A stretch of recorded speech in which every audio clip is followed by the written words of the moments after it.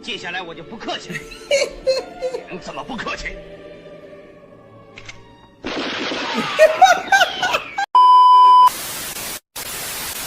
PlayStation ain't dead, dead. PlayStation ain't dead, dead. PlayStation ain't dead, dead. PlayStation ain't dead, dead. You heard what I said. PlayStation ain't dead.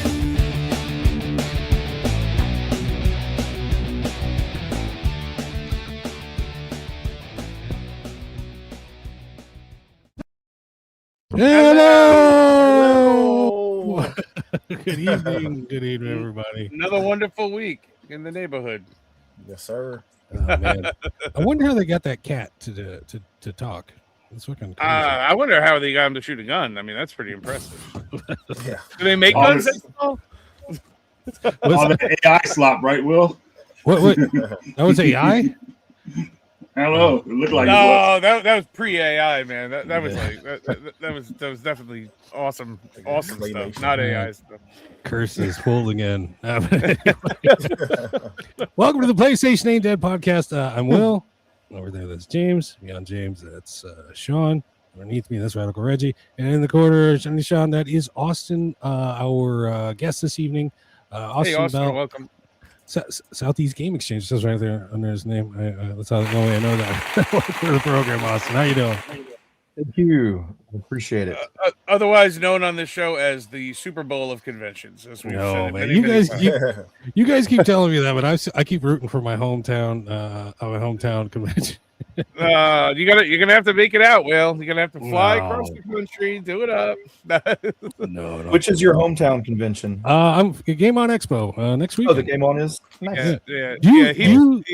He's 15 miles from it, and that's his radius of like where he goes. So, also, you were saying before the show you're going to go to Game On, right? So, I really like John Lester. He's a friend of mine, and I've been meaning to get out to his show for I guess quite a few years now. And finally, this is your first time? You know what? Yeah. So this will be our first time, and Very so nice. we're bringing out the whole team, the whole Southeast Game Exchange team to come out and check it out and steal all of John's great ideas. Yeah, I was gonna say, there you go. all you guys out there with notepads and shit taking notes. Yeah, absolutely. So your other job is to make Will feel guilty that he has to fly all the way down to South Carolina to go to Southeast Game Exchange. You got to sell it to him. No, as much. It's a fun show. These guys keep telling me the Super Bowl. Oh, video game. Well, yeah, man. Because we went last year, dude. Like we pretty much went for like 5 days, and I was like blown away because I was like, it brought me back to the Portland time. You know what I mean? Like I feel like Portland was on top, but Southeast Game Exchange, man, they're on that level now. So, it's my first time there, so I was pretty impressed, man. There was a lot of gaming vendors, you know. And other shows I've been to, they'll try to mix it in, but the priority's got to be like the gaming vendors. There's so many vendors there, man. And that's what blew me away. Like there was always something to see every day. Right. I don't even think we were able to like the time we were there, we didn't even see everything. You know, so that was impressive. On the last day, like I was like, I had not seen these booths at all the first 2 days, and then I couldn't walk for a week afterwards because me neither. And I heard you're going to make it bigger this year. Come on, we're adding about a little over 100,000 square feet to our show. Damn. So it's almost doubling it. Yeah, no, I remember awesome. you pointing out to us the room last year, like that opens up, and you're like, yeah, that's all. I was like, no way, dude, that's like 2 football fields now. Well, I thought when we originally were getting it, and our plan last year was to only take about half of that space, and just kind of like pipe and drape it off, and just keep half of it for eventually future growth. But now I already filled it. The whole thing is full, so it's gonna be fun. Good stuff. How long has Siege been running? This will be year 10.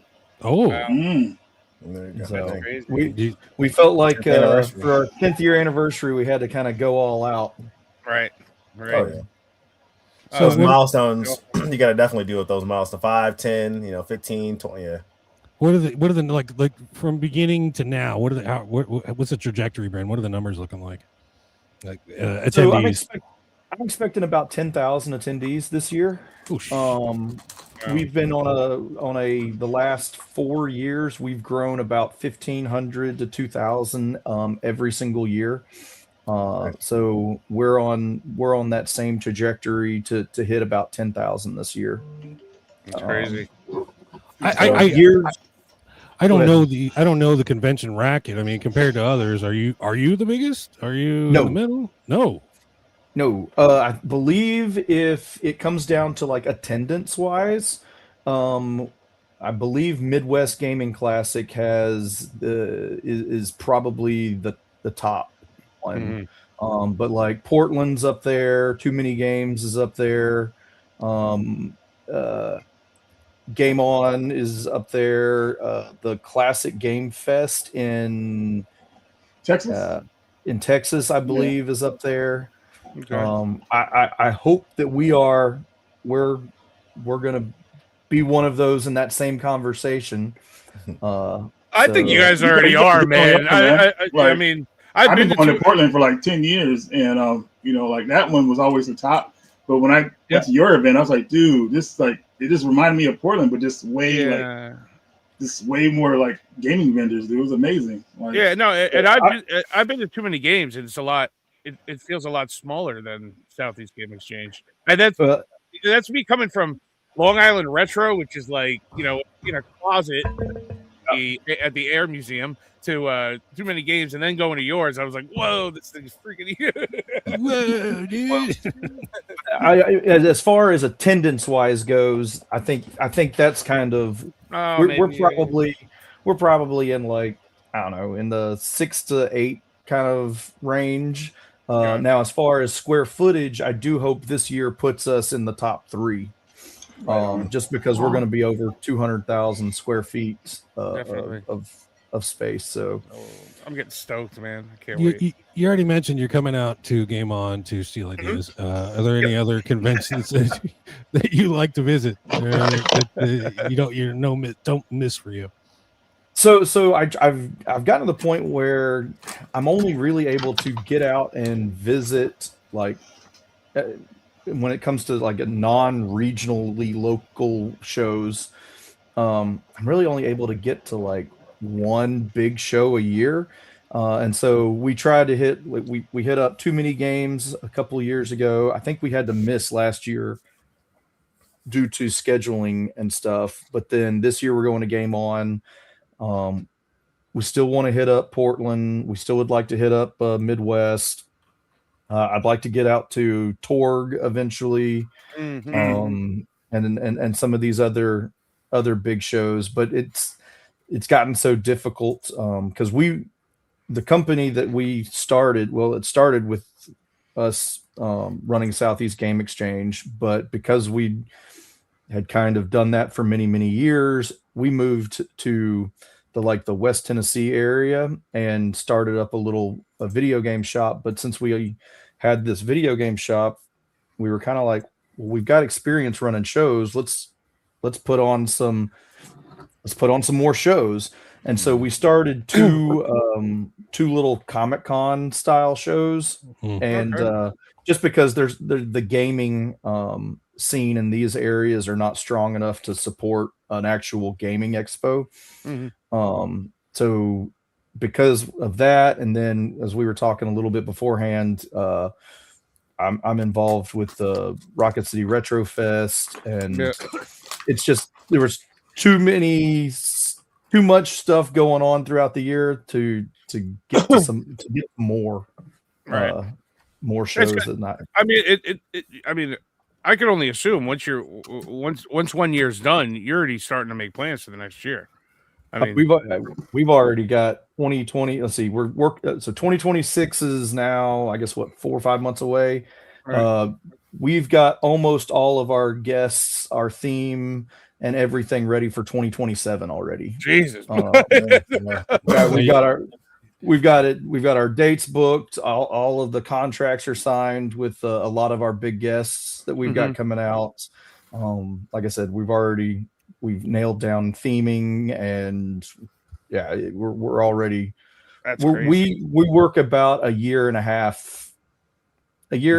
over a year and a half out. Wow. So last year the theme was Donkey Kong. Today this one's Red Dead Redemption. What's up? What's the theme next year? I can't tell you that. Come on, that's what the program is for. This is why you're here. No, I can't say that. It'll be a convention guys are watching and they're going, oh, hurts your shit. That's the surprise. All right. Fair enough.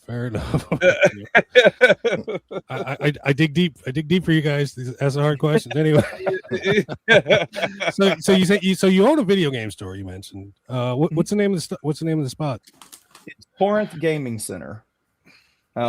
In Corinth, Mississippi, which is like right there on the North Mississippi, West Tennessee, Alabama area, like kind of right up there in the corner. Oh, very cool. I mean, that's awesome. I mean, are you running it every day, or is that your everyday thing, or? No. So it's honestly crew running it. Yeah, we've got a crew that runs it. I pop in pretty frequently, but no, we've got a crew that runs the shop for us. Awesome. Are you mean? Are you a mean boss? Horrible. If you ask them, no, I try not to be. I don't know. I feel like I'm pretty laid back and relaxed. I let them get away with all kinds of stuff. You got to bring the hammer down. I know. Austin, did you get into the game store first, or did you get into the convention first? Convention. I used to live in Greenville, South Carolina, which is where our convention is, and started the show and developed a lot of really good relationships with a lot of these game store owners. Okay. And then my family all lives near in West Tennessee, and so that's where I grew up. Got a bunch of younger brothers. They all have kids that are the same age as my kid, and so about 7 years ago, we decided to move back close to home and raise our kid with his cousins, and there wasn't a video game store. I mean, well, the only one that was near was a GameStop, and so there was no mom and pop type shop in that little area. So because of all the connections I had with all these game store owners, a lot of them were very helpful in selling stuff wholesale to me to help me get started. It's actually, the community is I know we talk about the community, like the collector community, a lot in the game collecting area, but the video game store owners community is also really, really good. And there's a lot of owners will help each other out, and it's not as much cutthroat as you might think it would be. There's a lot of camaraderie there, and it's pretty great. I was hoping for some saucy stories of switchblade fights in the parking lot. No. None of that. No. They a lot of them helped us get started, and I'll make you happy, Will. Yeah, there you go. Now, is it like, are they both pretty lucrative as far as, you making income? Obviously, you obviously love video games, a collector, but like, are you doing the convention out of love? Obviously for money. Same with the game store. Like, are they both, are you doing well off with that stuff? Yeah. So the convention definitely started out as just a labor of love. It was again, we started this out 10 years ago. Frankly, I had watched videos of Portland YouTubers or whatever going to Portland and going to Retropalooza and stuff like that, and I was just jealous and was like, I wish there was something like that in my area. That's and awesome. Then my wife had a background in like event planning, and so she did like corporate events as well as like weddings and stuff like that. and then my background was in advertising and marketing. And so we were like, you know what, I want to try this. Let's get all of the collectors in the area together and let's like exchange duplicates. And then it was like, it kind of started tweaking in a little bit more of what we wanted it to be. And that first year, I don't know, I think we were like charging $5 to get in, $10 to get in, something like that. And we were like, okay, if we can get like 200 people here, then we'll break even and we might be able to do it again.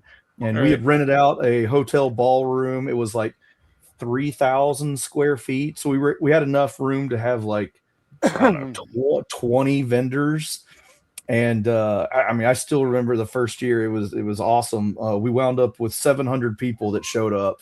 And so it just blew us away, and we were like, oh, this is awesome. We've got to do it again. So we did it again, and we added some more space, and then and we doubled our attendance. We went to 1,400, and then we did it again. We moved spaces and added it to a 2-day, and we just kept growing and growing and growing. And then it was like, I don't know, it was like 3 years ago. I guess like year 7, it was like, I wonder, because we had never taken any money out of it. We had just rolled the money back into making it bigger and better every single show. And then I think 3 years ago was the first year that we actually were able to like take a little bit out to like, we went on a vacation. And I was like, wow, this was awesome. But then we kind of started looking at it and it was like, I wonder if we could ever like make this a job, like a real job. That would be the coolest thing ever to like, I mean, because I love doing this. It's like, doing what you love. And sure enough, a year ago this month, I went full time doing conventions. And so nice. Now obviously Southeast Game Exchange is our largest one. And I could not be full time just doing this show, unfortunately. But when you add a couple of the other little shows that we're doing, it's allowed me to go full time, and I've got 2 full time guys on staff. So there's 3 of us that are full time doing conventions, and it's super full. Super I like cool. your mindset and how you went into it, because you guys were just so, hey, let's break even at least, you know what I mean? And then you did better than that, which, you know, like that's great, man. So, and that's the thing too. Like my wife always talks about like wanting to start her own business, doing certain things, and it's like it's a scary thing because you don't want to go into it full head and lose money, you know, right off the bat, or lose a lot of money and don't know the outcome, because it's the fear of if not FOMO, but like it's almost the fear of not knowing what the outcome's going to be. And obviously it worked out for you guys, but like obviously it doesn't work out for everybody. So I'm glad that it worked out for you guys, that and the game store. So that's awesome. Yeah, definitely. Thank you. Yeah, the game store allows my wife to be a stay-at-home mom, kind of. So it makes enough to pay for the guys that work for us, and then like I said, covers her salary or whatever that we took when she went. It fills in all the spots. You know what I mean? Because it's a year round. That's a year round open thing. That's, you know, and then doing all the littler conventions that rounds out the year also. I mean, I mean, you said you were part of Rocket City. I mean, that was no small convention. It was smaller in the scale, but you had a pretty nice guest lineup there and nice events. You know, I watched a lot of videos on it, but it was a little too early in the year for me to go because it was wintertime. Wintertime, I got to hibernate and work. Summertime, I get to play. Austin, how big is your team? Is just you, the 3 guys, or just the 3 of us? Now with Southeast Game Exchange, it technically my wife and my sister-in-law are my business partners for Southeast Game Exchange. They don't do a whole lot during the year. They're much more of the few weeks leading up to the show, and then the show itself. They do a lot more of the running of things at the show. they're a lot more of the logistics part of it. The guys that work for me, one of them does all of our creative, does all of our like graphics and website and all of the graphic kind of stuff. And then the other guy, we kind of call him a project coordinator. He kind of keeps us all on task, but then he also has a lot of video background, so he does a lot of video. He's kind of a jack of all trade, wears a whole bunch of hats and stuff. But no, it keeps us busy like all year long. Oh yeah, absolutely, definitely. We would love to get to the point where we could afford another person, because we're all kind of swamped right now. Right. All right, Austin. We've heard about the convention. Tell us about your collecting. What is your collecting focus? What are you about? So my collecting journey has kind of been all over the place. When we started the convention, I was very heavy in collecting pretty much anything and everything. Then went into a phase of where I really wanted to complete the 64 collection. I don't really know why. I guess it was just a small set. And thought, oh, that's a great one to collect. I got all but like 4 games, and the only 4 games I needed were like these cheap like soccer and basketball games. And it was like I couldn't bring myself to spend the $4 and $6 to get them, and then I completely lost all interest in it. I had all the big heavies, but yeah, I lost all interest in it, and then sold all but like two of my 64 games. Oh wow! And then I still hold on to like a lot of my NES and Super Nintendo. But now the games that I collect are more of the games that I was able to go back and get all of the games that I had when I was a kid, which was very important to me.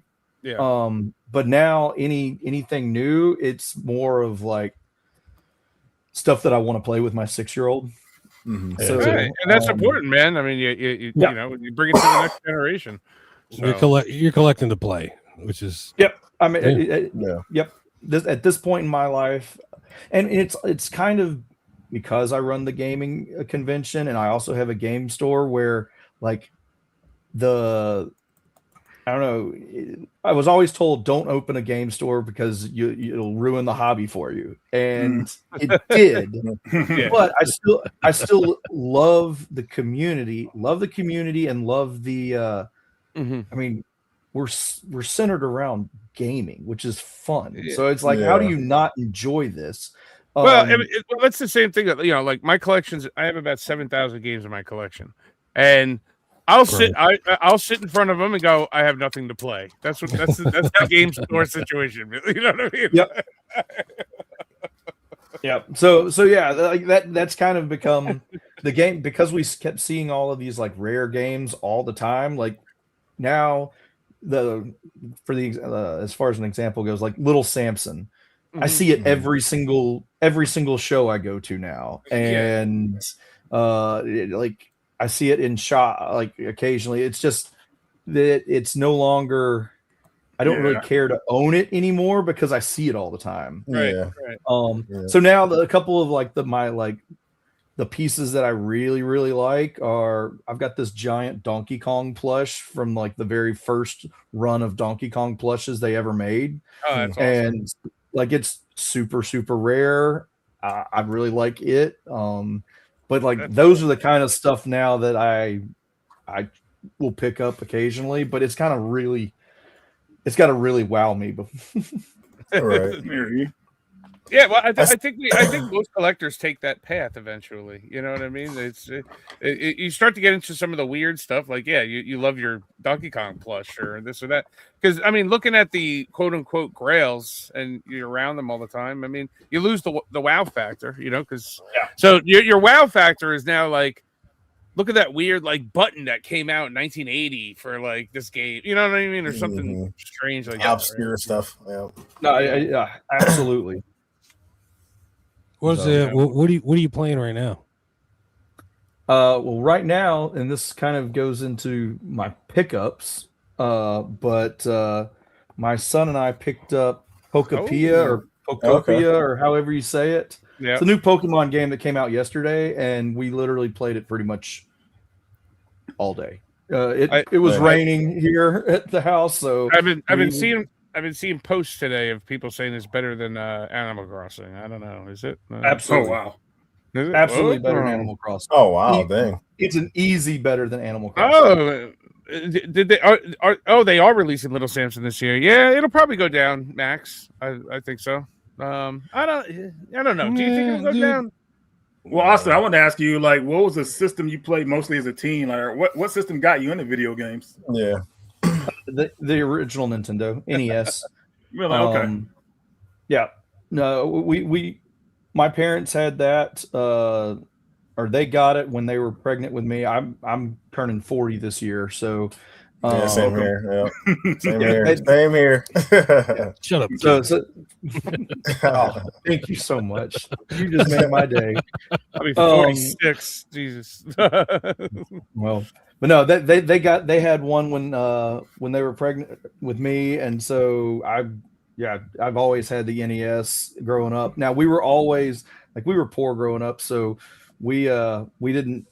When the Super Nintendo came out, we never got it. We still played our NES, and then it wasn't until the Nintendo 64 came out that my cousin, we got his hand-me-down Super Nintendo, and so we played it for a while. And it wasn't until like college that I even got a chance to really play much of the 64 and stuff. So we were always a couple of generations behind, but the NES is what we played the most of. Right. What was your main? College was the place for 64 because I mean you go in everyone's dorm rooms and everyone was playing 4-player GoldenEye. That's all I remember about college. For us, it was 4-player GoldenEye, Smash Brothers, and Mario Kart. It was those three games. If you didn't want to go in one room that had GoldenEye, you'd go to the next room and it was Smash Brothers or whatever.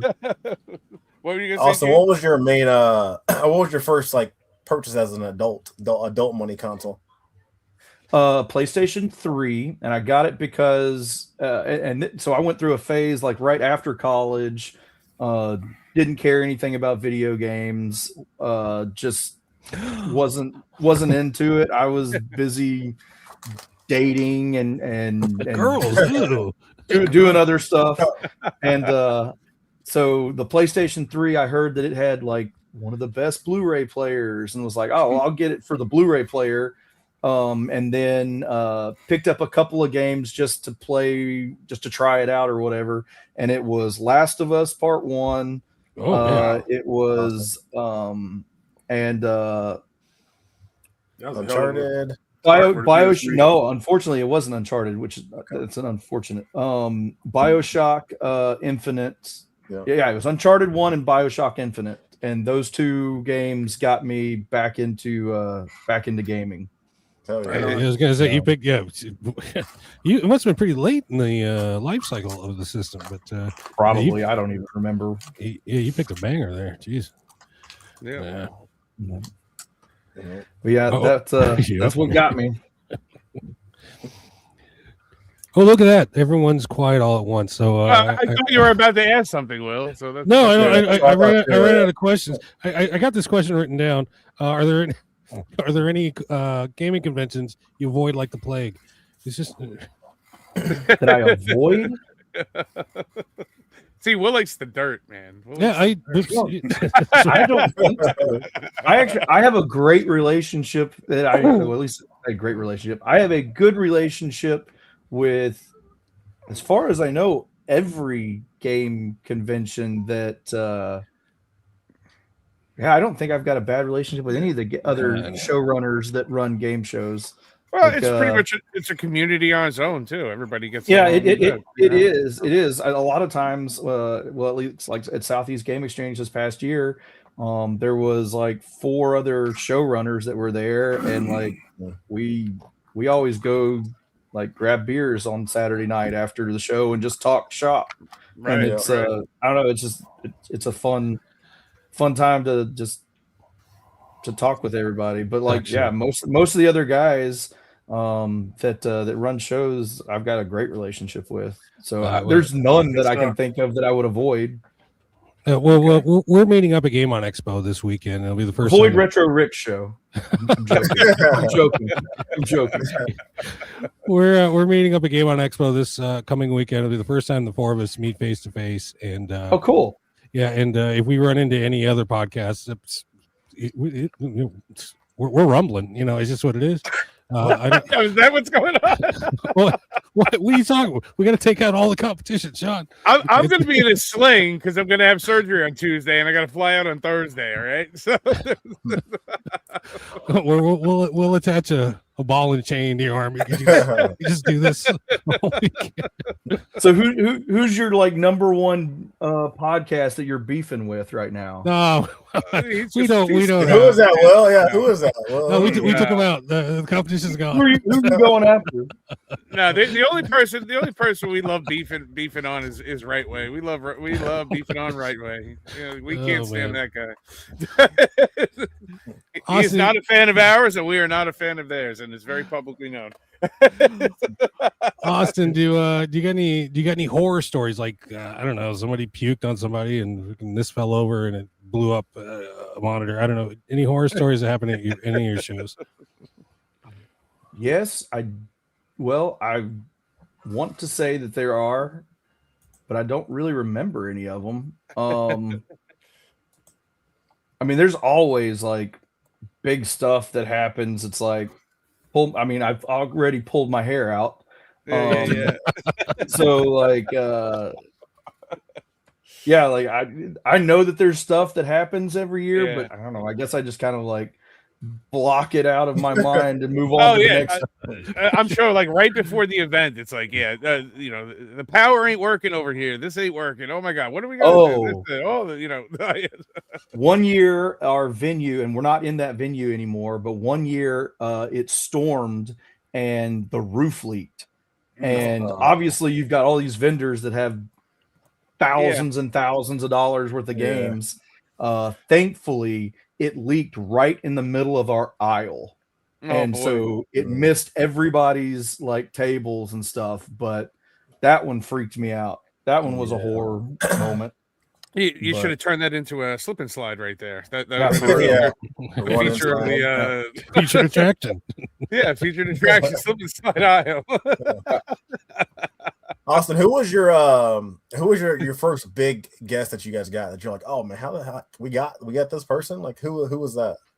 It was year 2 was the first year that we tried to get guests. And we reached out to 50 YouTubers trying to get somebody in the YouTube community.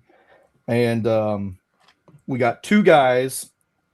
Both of them had, I think one of them had like 20,000 followers and one of them had like 30,000 followers. And it was Scott Squatch and it was RGT85. Oh, okay. Oh, nice. Very nice. So, there you go. Oh, yeah. Which I know RGT is like, what, 500,000 subs now or something like that. So he's way up there. Up there. We've been trying to get him on the show for a minute, but he keeps freaking ducking us. So, RGT, if you're watching, I've been trying to get him to come back just to be like, hey, come back. You were one of the very first guests we ever have. That'd be perfect for the 10th anniversary. Oh, I know. But, just send him an email saying I want my $2 or something. I don't know. When I don't access some RGT85 stories. Where were those when you were on? Well, we'll have to get you back on, Max, and you can tell us those stories. Any stories at all, Austin? Anything that sticks out? This one time at convention, this one time at bank. I feel bad. I don't have any great stories for you guys. No, thankfully there's been relatively little drama in. We had a vendor that mouthed off once, and I told him to leave because we got a whole bunch of other vendors that wanted to be there. So I'm like, there you go. There you go. All of our special guests from the content creating side of things, have been great. We've had to deal with a couple of divas on the voice acting side, but Yeah. Oh, it wasn't Radical I've Reggie? seen a couple of them at Game On Expo too. yeah. That was literally going to be my next question. Any divas you've had to deal with? There have been a couple.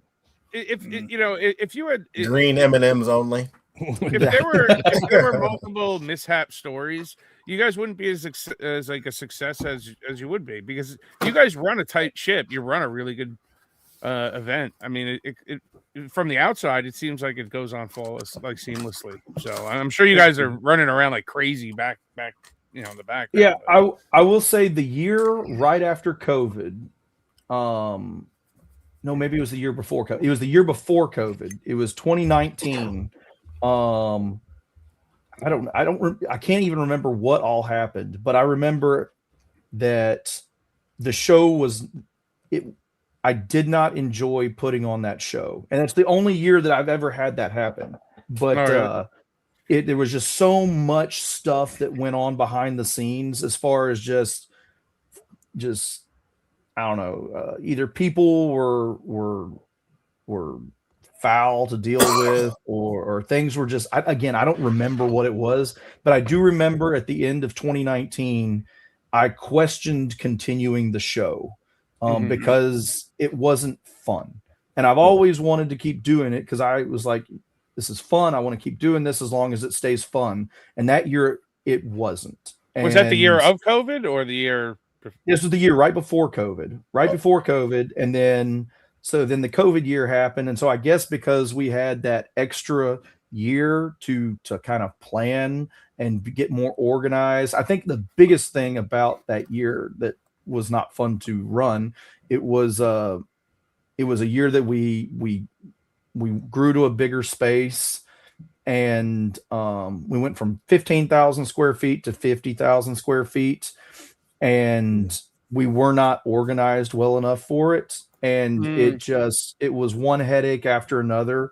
And it was like, I very much considered just being done with it after that.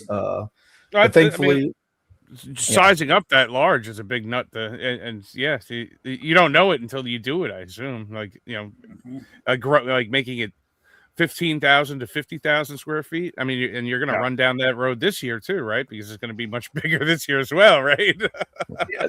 Thankfully, we've really, like, this was before we had any team at all. It was just me, my wife, and my sister-in-law, and then our friends and family that kind of helped.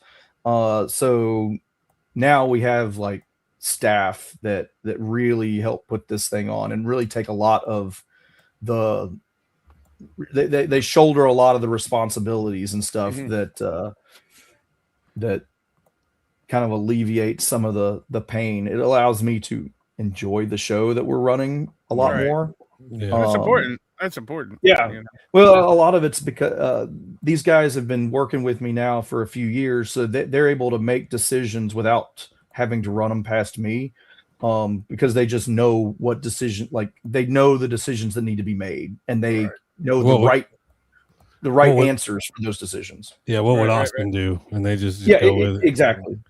Yeah. I realize I gotta apologize. I realize I'm like, it seems like I'm driving this thing into a negative space, and that's not my intent at all. But Max got a great question here. What was your favorite siege to do if 2019 was released? Yeah, that's a good question.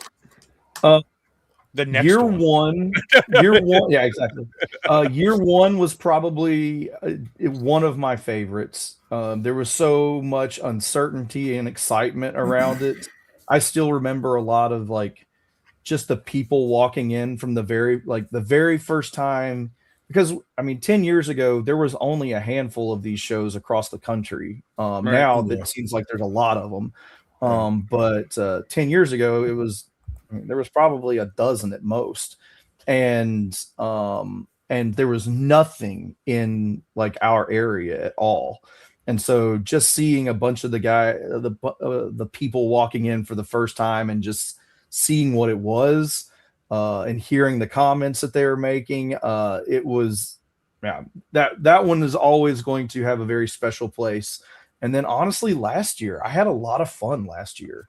It ran relatively smoothly. Like we didn't have any major issues, and I think a lot of that has gotten to the point where some of the issues that we would think are major really aren't that major. And so we've dealt with a lot of issues before, so we know how to handle them now. And I don't know. It was a great time. The one thing I regret about last year is I didn't find out until Sunday about like that whole scavenger hunt situation you guys do over there. And I was like, darn it, I would have been like all over that the whole weekend. What was it? Find like hidden Donkey Kong someplace or something like that? Yeah, it was. Yeah. It was fun. Honestly, that's one of like Jackson, the guy who does our like our project coordinator. He really puts all of that. He does all of that and sets it all up.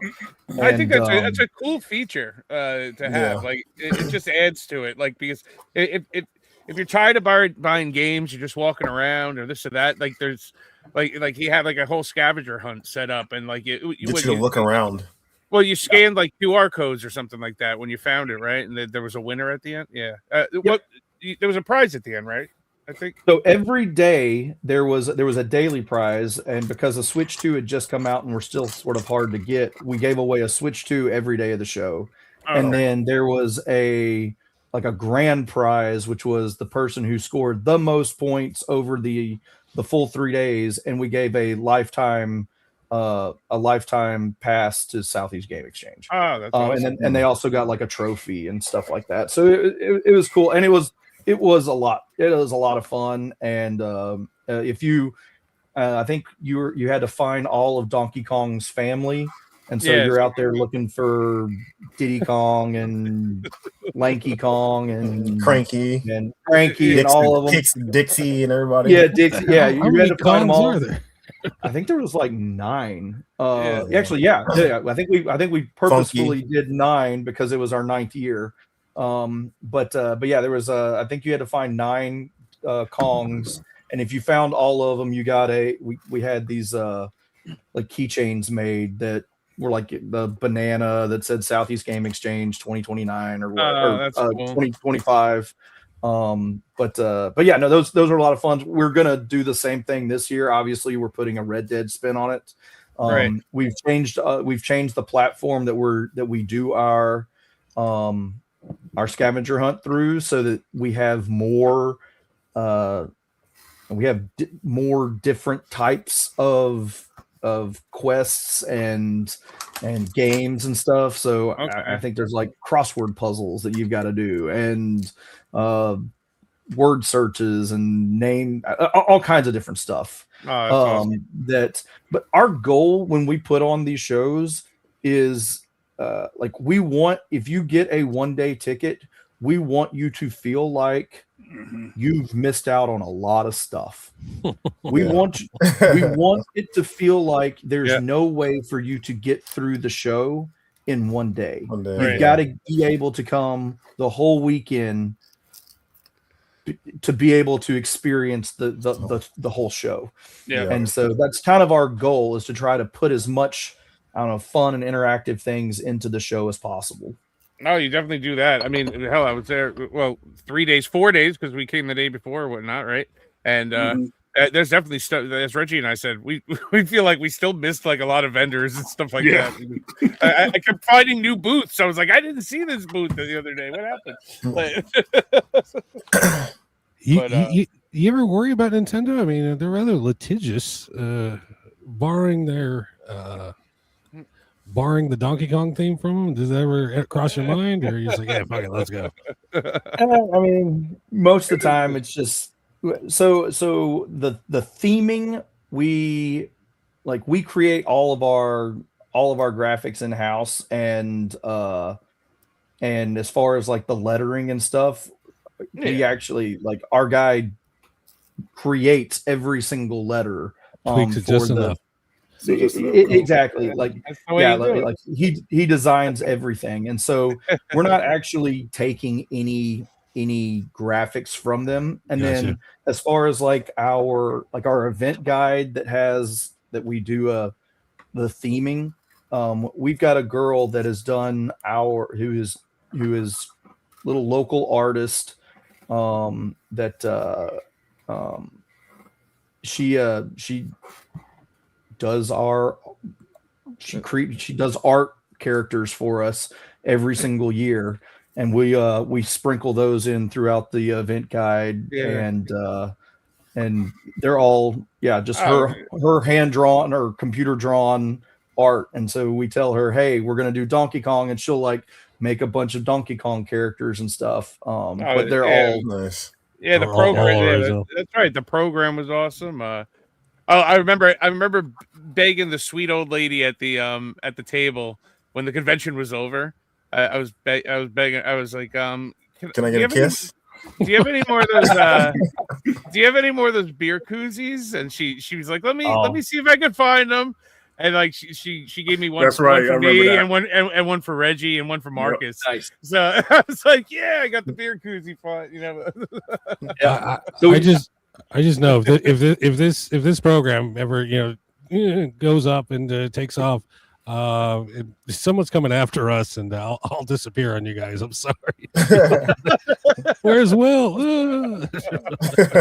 The guy that steals everything. No.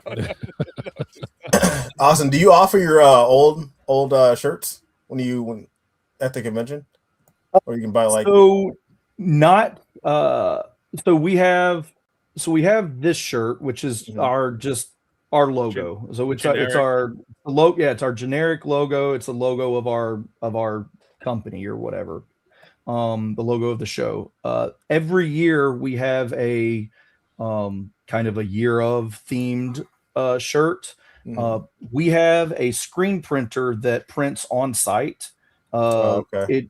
It's nice because they'll have the image or whatever, and you can pick whatever color shirt you want to put that image on, and they provide all of that. But because they print on site, we're not left with a bunch of that's old good, inventory. Okay. Yeah. So it which I like in a sense, because if you want a 2025 shirt, like you need to buy it then. You can't wait until next year. I really liked how you did that. I mean, for many years I was in bands and stuff, and I'd always have to get shirts and all that stuff made. And goddamn, but every time the band would break up, I'd be stuck with a box of like 100 shirts that it's like, what am I doing with these damn things? So we dealt with that the first 3 or 4 years until we started working with this local printer, and it's worked out really well. It's quick too, because I did that. I want the yellow shirt with this, and then as you walk down the line, then he hands it off to you, like he just made it for you right there. So now this year we are doing something that we've never done with our VIPs. We are creating a collector's edition shirt, which is we've gone out and hired just a big graphic artist or whatever, or an artist, not a graphic artist, but an artist to actually design more of a graphic tee type instead of just like our logo or whatever on the shirt. So we're doing like a more for those that enjoy graphic tees, it's going to be Red Dead themed. It looks really cool. Dope. Oh, that's cool. Oh, Cool. Yeah. You guys do hats or anything like that? We are going to do hats this year. This is the first year we're doing hats, and a lot of this is stuff that I learned at Rocket City, because we'd never done hats before, and we had never done like Rocket City. They did like long sleeve shirts. Well, we're not doing long sleeve shirts just because our show is in July, and I don't know how well those will sell. But they did hats and long sleeve shirts, and they did patches. Like they did, I got a couple of them here. Like they did these patches for Rocket City Retro. Yeah. So I don't think we're doing patches this year, but we are doing some other different, like more. We're trying to lean into more merch. We're gonna have a whole. Merch is important. Yeah. You gotta have it all. we got a ton of merch, and no one ever buys it. In fact, our biggest buyer of our merch, it's Sean over there. He buys all the shit. There is a one of one pair of orange PlayStation Ain't Dead panties, which I purchased, and I'm never gonna go into Amazon again. This is the worst quality ever. Nah, man. Anyway, if you want our merch, you're not gonna wear them. You're gonna wear them on. They're not mine, Game 1, right? No, they're not mine. I thought that was going to be your bathing suit in next week. Dude, I got a bathing suit. Oh, I'm gonna bust it up. It's got sharks on it. It's got built-in underwear. I haven't had built-in underwear, and I can't remember how long. I don't see myself being in the pool. I mean, I go out at night at the conventions. I mean, when I was at Siege, me and Cody, we became fast buds, and we went to every honky tonk that we could find at nighttime. we were feeling not very well by Sunday. Honky tonk. Listen to you. Yeah, they're like skittered fucking cover bands. I remember. I don't know what the hell we were doing. Austin, have you played Resident Evil 9? I do not play Resident Evil. I am a giant chicken when it comes to you can scary say games. the P word. It's fine. I feel like I've played it 10 I don't do scary. I feel like I've played it 10 times over already because I beat it on Sunday. I'm watching James. I'm helping James with doing a walkthrough. I'm helping Terry with a walkthrough and helping Will with a walkthrough. I'm watching their screens and I'm like, turn left, turn right, go there. This way. You are, and I gotta add, you are the worst Resident Evil 9 Sherpa ever. Why's that? you yell at everybody. Your directions are late. Yeah, you walk. I'm like 5 feet past it. And you're like, no, turn right. I gotta turn around. Oh my God, she's there. This is all your fault. Oh, you suck. That share screen is legit though. I know. Yeah, I do like that share screen though. Yeah. I know James didn't have any problems with my fucking instructions. He got right through it. Oh yeah, James. Shut up. All right, Austin. We have a bunch of segments we do on this program, and this is the first segment of the program. This is the news.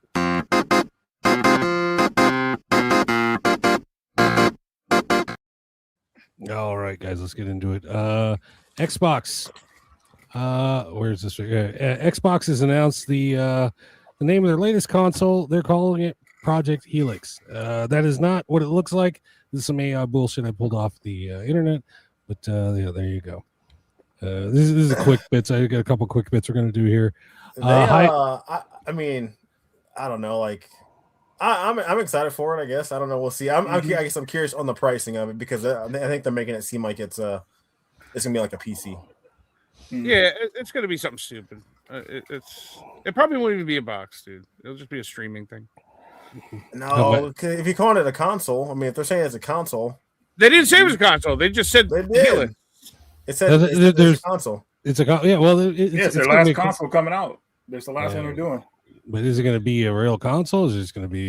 Yeah, I believe it is. I think the important part with that system is that it needs to be. I mean, I know Sean disagrees with this. It's going to be this, but if they are able to pull off the backwards compatibility to play every Xbox game before it. Oh, I agree that it should be. I just don't think it will be. It will really kind of like that'll be the ultimate system, like they say. Sorry, go ahead. If they set the example. Like with that system, Sony will probably follow suit to keep up. So hopefully Xbox leads. That's why I was telling me and my buddy Cad were talking about the Game Pass going up in price. I think it was because they're developing the system. That's why it went up. So that money's going towards that. And for it to come out with all that backwards compatibility, be able to play PC games or whatever like that, and you'll see people streaming these games that they've never seen before. It opened doors for other games or whatever like that. I've never seen this game before. Yeah. What is this? Boom. If it is their quote unquote last system, last console, let's say, the way to do it would be 100% backwards compatibility. But I just don't see, I mean, it would be easier for Microsoft and Sony to do it, to be honest with you, because the PS3 is probably what's holding Sony back the most. Yeah. They got to find the emulation. It does, yeah. Yeah, Microsoft could probably do it better than anybody else, even Nintendo. So the real we'll question is it going to have a disk drive? Yeah. Yeah, I think it's doubtful it'll have a disk drive, but yeah, really. If it does have a disk drive and it is fucking That would fully defeat the whole purpose then, backwards compatible. compatibility if you don't have a disk drive. Don't we love speculating around here? I do like the fact that Xbox is getting out there first, just because whatever they put out, it gives Sony. Because I'm obviously more of a Sony player, even Nintendo. It gives them more of like, okay, they're doing this. Let's see if we can, better what they did here, or or do whatever. So I'm liking that they're coming out first. So it gives them. Yeah. We'll see. Yeah, time will tell. I'm sure it'll be next year though. Console. Also, High Guard. Yes, High Guard is set to go. The live service game High Guard is going to live service game heaven on March 12th. That big surprise! Big surprise! Grand opening, grand closing. Throw that a mile away. Yeah. If famed Resident Evil leaker Dusk Golem is to be believed, we're getting another Resident Evil 1 remake. According to the leaks, we're looking at Code Veronica in 2027, Resident Evil 0 in 2028, Resident Evil 10 in 2029, and Resident Evil 1 remake to be announced. So, yeah, there's that. Get that. Do you know what I believe about all those rumors right there? What's nothing? That, nothing at all. Because every time I open up my Facebook, there's a different set of games that are in development. It's like, 1 and 0 are in development, then it's 0 and Veronica. And I think everybody's just throwing shit at the wall because they are obviously going to fucking be releasing those and remaking them, but nobody actually knows when and where. I don't know. I think they started production already with a lot of those games because they want to make money. And, I believe they have also. They've already started. I mean, like they're using the Resident Evil engine, obviously. And Resident Evil 1 remake, they've always wanted to remake that because they wanted to make it more 3D instead of like tank controls, camera angles. We knew this, and that's gonna be the last one they make because that one has to definitely be perfect, because it has a lot to inspire to next to the already Resident Evil 1 remake. So they gotta do that one right. But the money is flowing well for them, man. So they're now gonna probably bring us a Resident Evil game every year, that was mapped out, which is great for us because I don't want to wait 2-3 years for a Resident Evil game. We're getting older, man. I want these games to pop out. So Austin's got to start playing them too, man. You got to get out. That's the big question. We'll never see. If you play a Resident Evil game, you got to play one that's what would be a good game for him to start out with. If he did, obviously have to be a modern game. I've heard that I was going to say Resident Evil remake might be a little bit too. I would say Resident Evil 3, to be honest with you. That one's the shortest. Sure. I think 2 remake is better than 3 remake. If you beat that game, you'll have your chest sticking out. You feel good, so you'll probably want to dig into the other ones. Austin, I played 3 remake on Monday. It took me about 5.5 hours. It was a pretty quick game. Okay. I've heard that the 2 or 3 remakes are much more of just they're no worse than Last of Us as far as scary goes. But no, I played PT. That was the only. Wow. Well, yeah, and I almost peed myself. So I've just never done another. Do yourself a favor and go get 9. Please get 9. Oh gosh, no! I've already heard that 9 is supposedly the scariest of the modern games, and no, not doing that. I'll leave that to you guys. Next story. Sony announces they won't be releasing their single-player games to PC anymore. And in the same breath, they unveil a DualSense controller designed specifically for the PC. So I know, James, Sean, I know you guys collect controllers. Is this one on your list? No, I guess not. James. With the boo. Is it? Are you guys getting? At least soon. No, it's just a standard black. I mean, it's a variant if you want to call it that. But I don't know. They're obviously it's weird because Sony, their marketing. they talked about recently that they're maybe getting rid of their single player games off of PC, pushing Make PC. exclusive. Yeah, so it's just I don't know. It's just a marketing thing, obviously. At this James, point. you have to get it. You have all the holiday ones, and I'll get it if it goes on sale. That's the only time I'm gonna get in that one. You have your limit, man. Like you gotta, yeah. I don't know if you're aware, Austin, but both James and Sean are chasing a full PS5 set, and they're buying them as they come out. Yeah, buying them as they come out, getting all the controllers, all the accessories, and every now and again something comes out that's that gives them pause. And this one, it looks like this one's giving them pause. So come on, guys, you got to keep up with it. You got to keep up.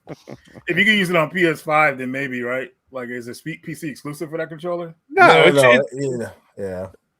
What is exclusive about it? Because the regular DualSense it can be used on PC. It's got like a USB port, an extra USB port. I don't know.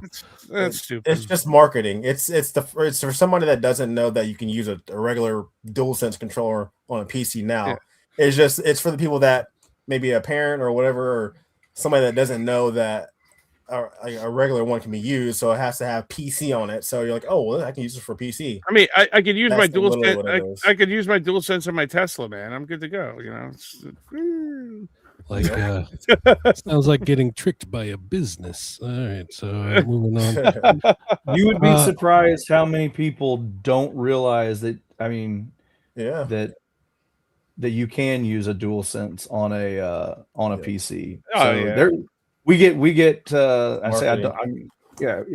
In our shop, we get people all the time that come in that have no clue what they're buying.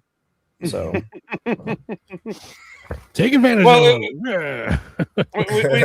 We should ask you funny game store stories too. Fuck. More funny game store stories than there are.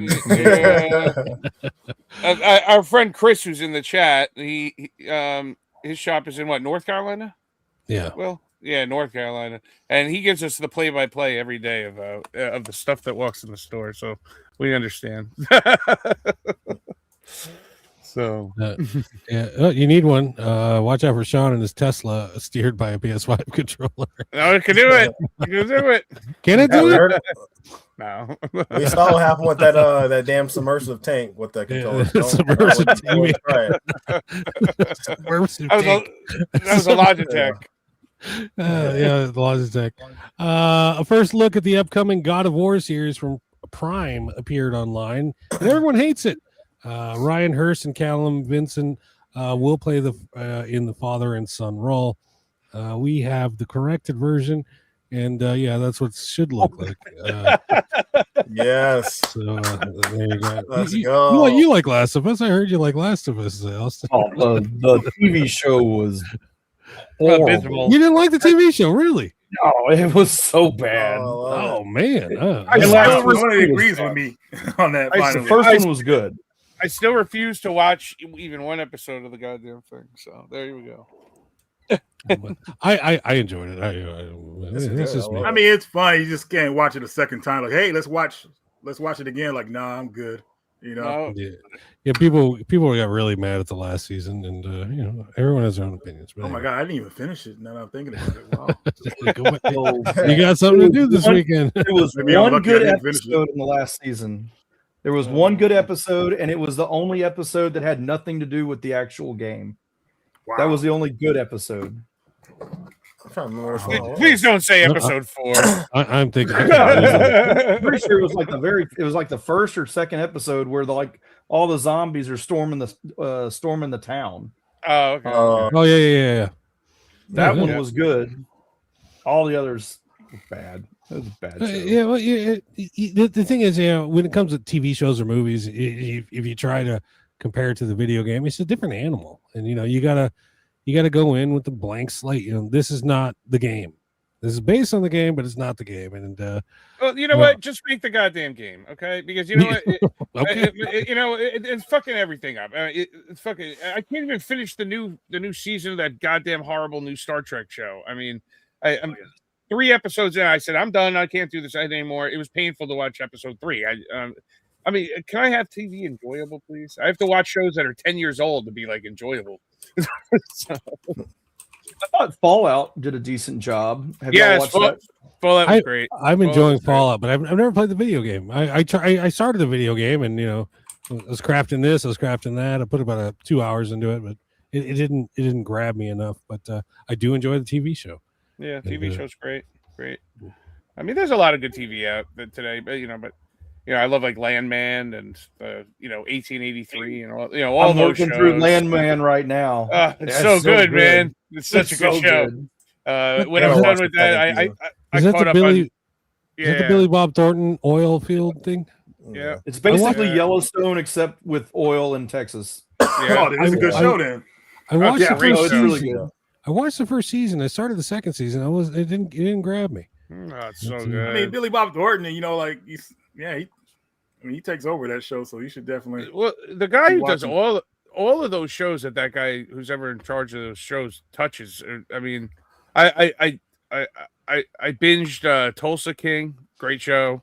Again, Dude, I gotta finish the first season. Wow. I finished the first season. Couldn't get it. The second one started. I was like, I'm kind of over fucking Stallone being a gangster. The mayor of Kingstown, great. Mayor of Kingstown is the one that I actually did the intro for us on that. If you guys remember, when I was making those intros. Yeah, I like that show, but the fourth season seemed kind of lame compared to the other ones. We'll see. I think the fifth is gonna be their last season, but that's a good one. Subscription TV shows ain't dead. All right, so here we go. Moving on. We here on the podcast, we are big fans of the work they do over at Metacritic. Hell, I won't even consider buying a game until I've checked Metacritic. Right now, Resident Evil 9 is the current critical favorite. In fact, it has tied French Expedition 33 as the highest user-rated game on the platform. Sadly, though, this is knocked Corey in the house down to third place on the Metacritic leaderboards. Oh, no. Yeah, but you know what? It serves Corey right for not netting James and I thousands of dollars at auction. Screw you, Corey. Leon and Grace are in the house now. There we go. What do you think? You think it's going to beat GTA? Well, it'll beat GTA because, I mean, that's going to get delayed till 2027 anyway. So who cares? Yeah. I don't know about GTs. We got to wait for the game because it might just fail miserably. But, It will because there's too much hype behind it. The GTA? You think GTA No. 6, the hype train is too big? It's too big. It's going to come out and everyone's going to be disappointed. That's just how video gaming goes. If it's better than 6, what's to be disappointed? I mean, you're setting your expectation is too high. Because look, read any video game article of anything, not about GTA, just video games in general. All right, we're the most miserable crowd of people in the world that love to hate on everything when it comes out. You're not wrong there, dude. Gamers are the worst. On a plane flight, a terrorist, you sit next to a gamer, he's gonna get up and move. Nobody wants to do it. Anyway. Okay, next story. Sega was clearing out an old Brentford office in the UK. And a scrap dealer named Darius Khan came through and bought up a whole bunch of stuff for £10,000. A horde of dev kits, prototypes, and unreleased games. Then he was visited by a private investigator who was posing as a potential buyer. The PI took pics of everything, did his job, and the next thing you know, Darius is raided by the cops. They confiscated everything. And in the end, it was a simple error between representatives at the premises and the removal company. Darius is suing everyone: the cops, the private investigators company, the subcontractors who hired him, and Sega themselves. Sega isn't saying shit about it until the investigation and the legal proceedings are concluded. But poor bastard. Not his fault. He's just he's just a filthy flipper out there doing his thing. And he was gonna head over to Siege and sell all these, but he got busted. Last story of the night. Miriant, one of the biggest online video game preservation websites, will go offline on March 31st. The announcement has video game preservationists scrambling to salvage as many ROMs, betas, and BIOS files as they can. Concerted efforts have arisen on Reddit to help save the data, with people signing up to download specific chunks of the archive. So far, 200 terabytes have been saved, so about half of the total archive. Part of the reason for the shutdown is the owner can't keep up with the cost, about $6,000 a month, which he's paying out of pocket. Add to that, our lovely friend AI driving up the price of hardware required to run the site, and here we are. So there you go. Well, that just goes to show don't put all your money into online preservation of video games. Thinking they're going to be there forever because they might not. I mean, but Miriam, they're not like I don't know, Pirate Bay. You know what I mean? Where you can go and download the latest game. These guys got shit from like Pico, what is that? The N-Gage, just rare crap. But unfortunately, they're going away because no one's helping. But there you go. And also, my girlfriend was nice enough to bring me down the one of one PlayStation Ain't Dead panties. So here they are. Look at that! Is that a shit stain? I will be wearing these at Game On Expo. So if you join our Patreon, which we don't have one, if you join our Patreon, you can get a picture of me of one of these overlooking the Phoenix skyline. Thank you. Hey, Reggie, are you ready? I am ready for what? You said you had. We're doing that segment. Okay. Wait. Before we get into that, should we pay some bills real quick? We gotta pay some bills. After the depressants, we come to the next major group of drugs, which is the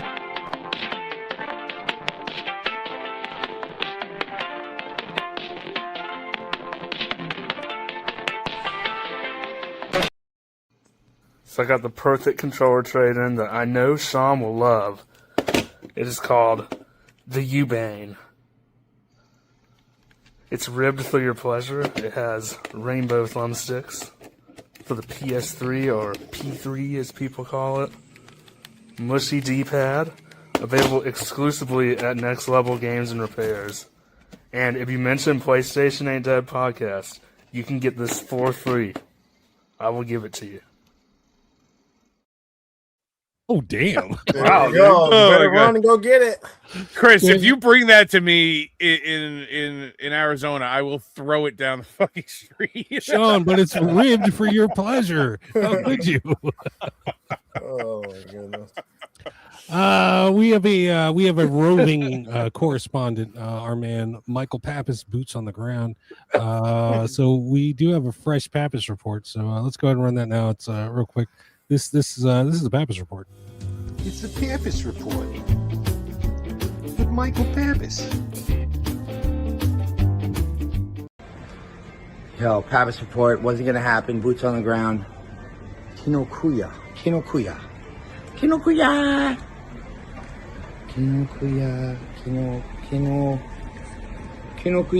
Thank you. Arigato. Thank you so much. Okay, so I'm on the top floor of a Japanese bookstore on 43rd Street and 6th Avenue. And this is like my fucking mecca, bro. I don't know how to show this to you guys without my, my glasses. Actually, I could put my glasses on. Maybe I'll do that in a minute. And I'll change up the video for Will, but look at this. My fucking Dragon Quest books. It's all in Japanese, but you know what? In 2026, you wear some AR glasses, some smart glasses, and I'll tell you what the text is saying. Look at this, 13 Sentinels, one of the greatest fucking games out of that studio. I mean, if you haven't played this, and you like plot twists and you like that, Danganronpa style, but more RPG, and also more tactics. This game is fantastic. Nier Automata, I mean, come on, dude. I bet the art in this is fucking fantastic. Look at this fucking Elden Ring art book. We got an open copy. Sorry. Elden Ring art book. Look at this shit. Look at this.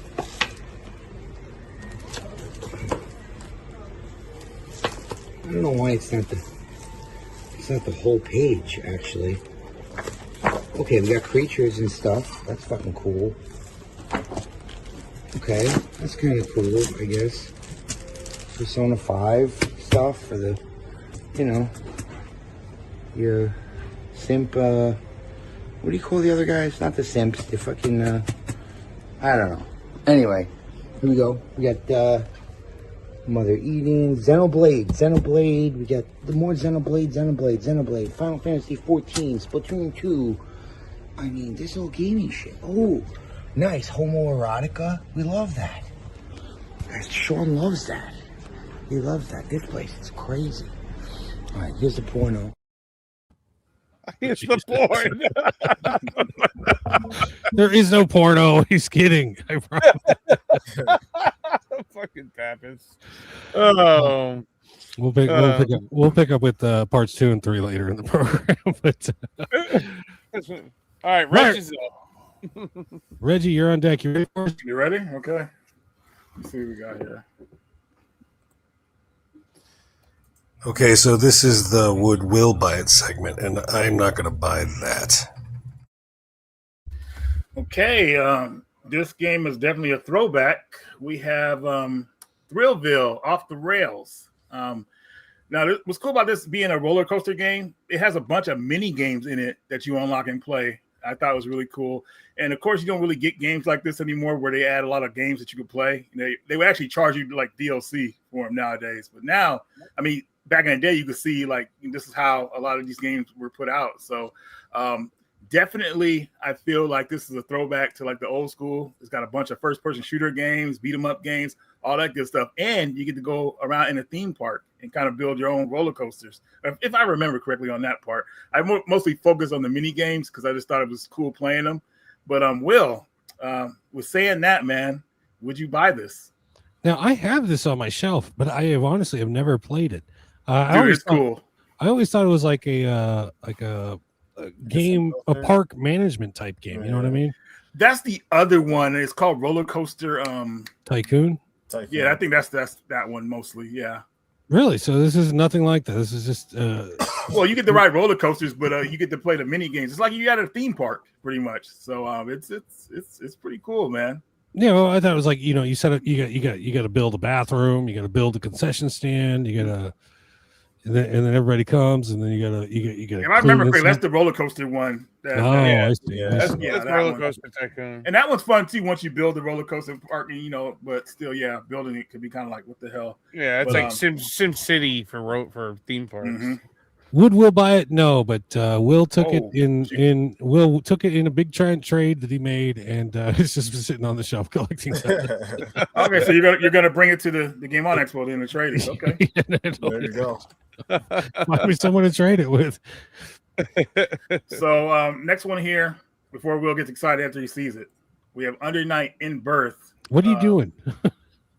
well, let me get to it. So this is the middle game that was made in the series, and they did make a sequel to this one that has more characters, but this one's good to have because it has a different balance than the other game. So you wouldn't necessarily play people online with this one, but you would definitely go through like the regular arcade mode and have a good time, because in a lot of fighting games they always rebalance characters, make them different, make them better, you know, make them a little bit weaker, stuff like that. So I feel like this game has the perfect balance out of all the games, and it's definitely worth having, especially since you like fighting games. But Will, what do you think, man?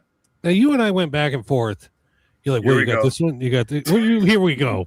You and I went back and forth chatting. Would you have this one? I thought I had this one, but you keep telling me I don't. You don't? I think I do.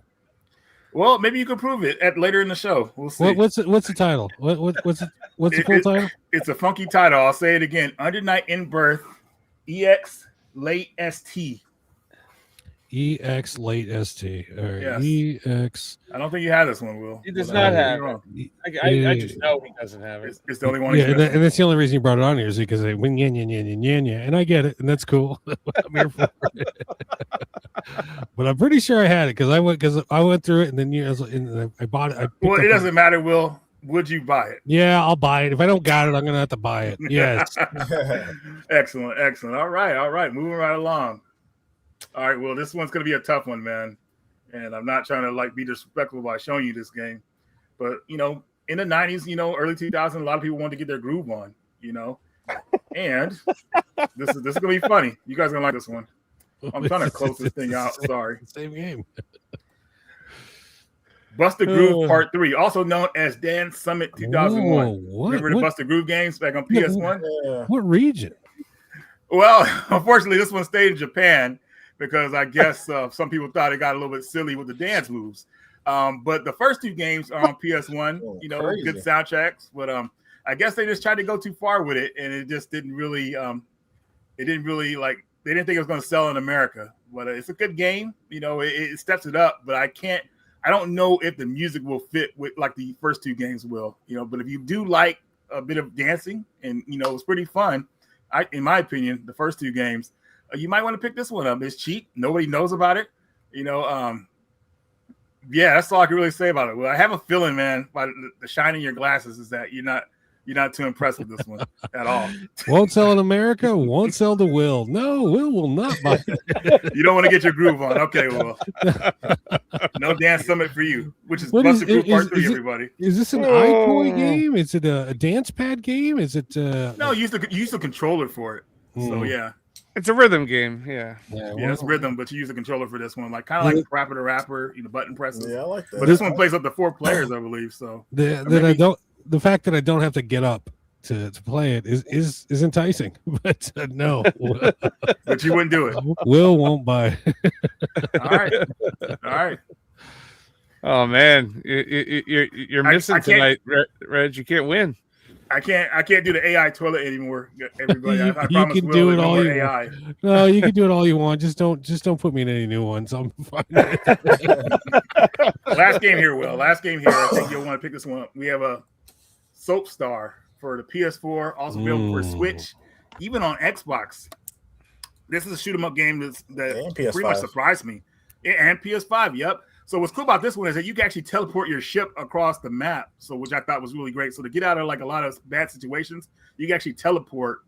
You can't overuse it because it does have what do you call it, like a reheat bar? Cooldown. Cooldown, thank you.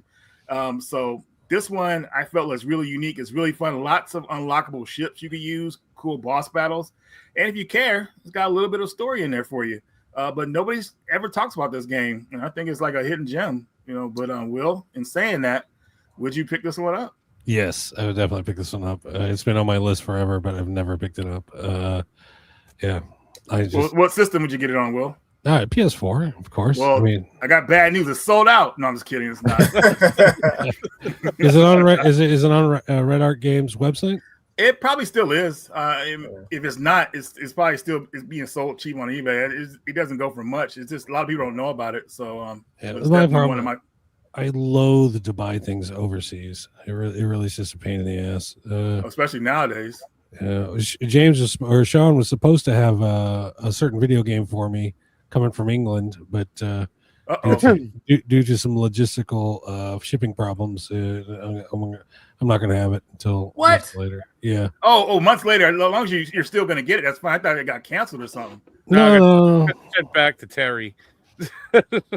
Oh wow, you have to tell me about that later then. But Will, you said you would pick this up, man. That's great. So I definitely would. Yeah. What are we 2-2 in this show for 2-2?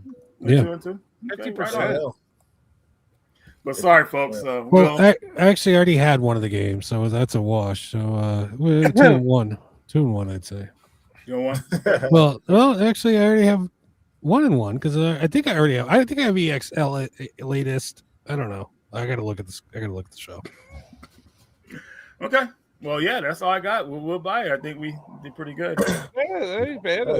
At least a 50% thing ain't bad. Yeah, Will found something you might want. I mean, usually he's just fucking negative Nancy over there. You know what I mean? Mm-hmm. Oh, stop it! I'm not negative Nancy. Oh, okay. Yeah. Maybe a little negative Ned because he's a dude. I don't know with those panties. I mean, oh, come on now. It's 2026. Come on now. Austin, do you like shoot 'em ups? Are you a fan? I'm not very good at them. Yeah. Gradius is probably my favorite, from the very first one. Mm-hmm. Oh yeah. It's for me. It seems most of the genres that I like the most, I'm like not very good at, like fighting games. Not very good at them, but I love the hell out of them. Yeah, Actually, take it back. I think my favorite would be Gunsmoke on the NES. Oh wow, okay, Ooh. that's a throwback. Yeah. A vertical shoot 'em. Yep. Shit, have I played Gunsmoke? I always think, when I hear that, I think of a Western game, Gunsmoke. Yeah, that's a. Well, it used to be a show, I think, too. Oh, that's what I'm thinking of. Yeah, that's right. So wait, it's a vertical. You like it's a vertical shmup. Oh man, because you play as a cowboy and you're shooting, but it's like the same way that like Akari Warriors would also be a vertical shoot 'em up or something like that. It's not your traditional plane. That's what you're thinking of, Will. When I think Western or Wild West shooter, Sunset Riders is Sunset Riders is a great one. Great one. Is that technically a shoot 'em up? Because it's more of a run and gun. It's a Contra style game, so I guess run and gun. Run and gun, yeah. The more you know. The more you know. Welcome to the PlayStation and Dead podcast, where you learn new shit every day. Here we get what the hell? Let's do it. Whoa, what the hell? Did you hear that? All right. Austin, what the hell is a game show? I'm going to show 5 different clips. It's going to be you guys versus each other versus the chat. I'm going to show you 5 different clips from TV shows or movies. The difference with this portion of it is you got to get the point. You got to know the name of the movie or the show and know the game or accessory that is shown. Oh God, I hated when you changed it. I'm going to be so bad. So we'll get into the first one here. And without further ado, and then you went on to. That's a good game. Watch the truck. Double jump. Eat the fly. Eat it. Thanks a lot. Yeah, beat it, punk. Seinfeld Frogger. Damn it. I didn't know we were supposed to jump on it. All right. That was a tie. Damn near a tie. I was first. No, come on, James. Sean, we were both at the same time. But you know what? I'm going to give it to you because you are injured. And chat was pretty quick with it, too. Yeah, that was too easy, to be honest, dude. This is like it was easy. It was easy. Don't worry. It'll get harder. And I preface this by watching the live show because sometimes these clips I have to edit out after the fact, so you might miss it if you watch it in the playback. Who's getting the point then? I'm giving it to Sean. I mean, we naturally have an advantage over chat because that's the true. delay, but I'm giving it to Sean. So Sean, that one's for you. Yeah, sorry, Austin. We forgot to tell you that we're ruthless. For this. I know how the game's played now. I'm ready. Yeah. Sean, don't tell me I never gave you anything. So there you go. Second one here up. This might be a little harder. Damn, I've seen this as reels and shorts on all over social media, but hilarious. I don't know what movie it is. I mean, that was Jackie Chan. It's a game too. Street Fighter. Okay, yeah, you get that. But we got a chat. Chat got the winner. Yeah. Oh, City Hunter. Oh, look at that. Well, there you go. It's an old school game on PC, and then it is coming. Red Art Games has the City Hunter game coming out too. I think you can get it in Japan right now, but that's what that's based off of. Jackie Chan plays the character, but he plays Chung-Li in Honda. Jacqueline Chanita. Yeah, so chat got that one. There you go. Okay, next one up here. It's slime time.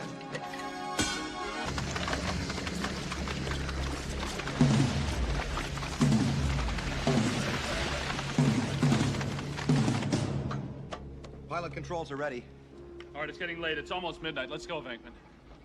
Here's something off the request line from Liberty Island. We gotta squeeze some New Year's juice from you, Big Apple.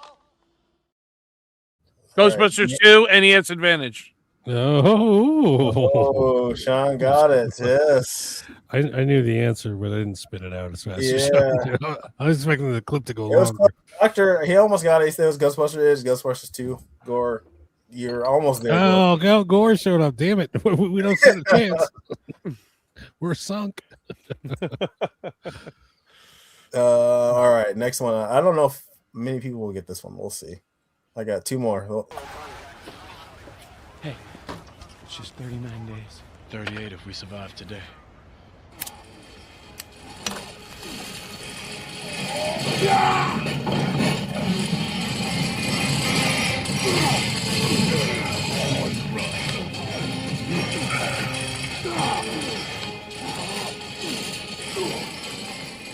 Hey, it's Mr. Be All You Can Be. What's up, Doc? Hurt Locker, Gears of War. Gore already got it. Gore got you. Oh, what? No, PST. Oh, that's. I got it. I got it. I actually knew that one. Yeah. Yeah. You didn't scream it fast enough, Austin. Oh, they threw it in the chat. I know. I should have cut it off earlier. They right. got it. Last one up here. Let me take that off. What do I do? It's kind of like that Sega game, Hedgehog. You gotta power up or you're dead. What happened? You're dead. The skeleton stabbed you through the heart. That's your blood. Oh, man, DJ's gonna love this. Once he gets it, we'll never see him again. Well, let's give it to him now. One more time.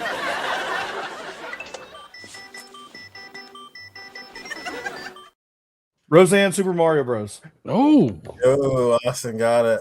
Oh, damn. Austin got it. It's funny because, like, actually, Super Mario World. Sorry, I didn't even get the wrong one. We got to get the guess one.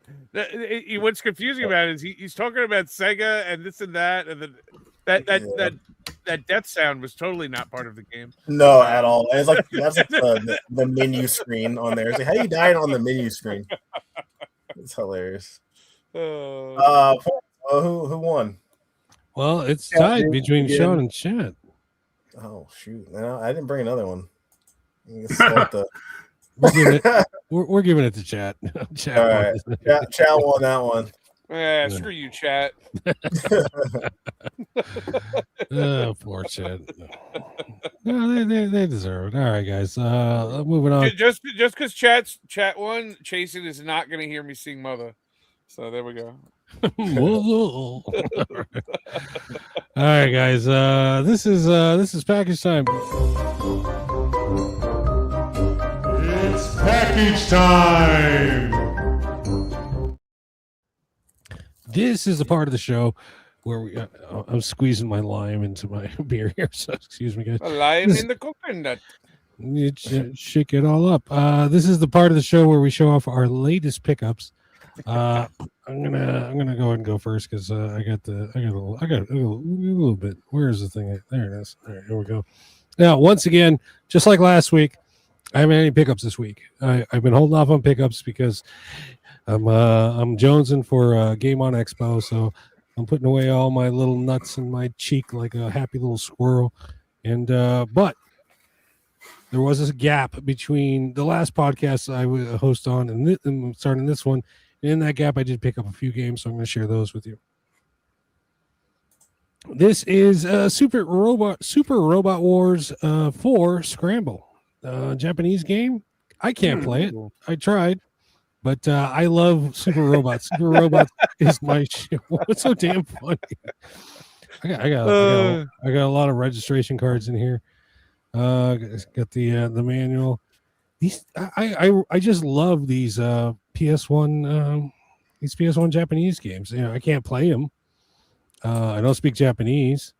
I've tried to play this. I put about an hour into this, running up to the screen every 5 seconds with Google Translate, trying to figure out what's going on. I made some progress, but it was a pain in the ass. But just because these are super robots from the late 70s, early 80s, that's why I bought it, because I'm a fan. And sometimes it's all it takes. You know how to be a fan of the game. It's got to be a fan of franchise that they're pushing. And also, this is another Super Robots game. It's a PS4 game.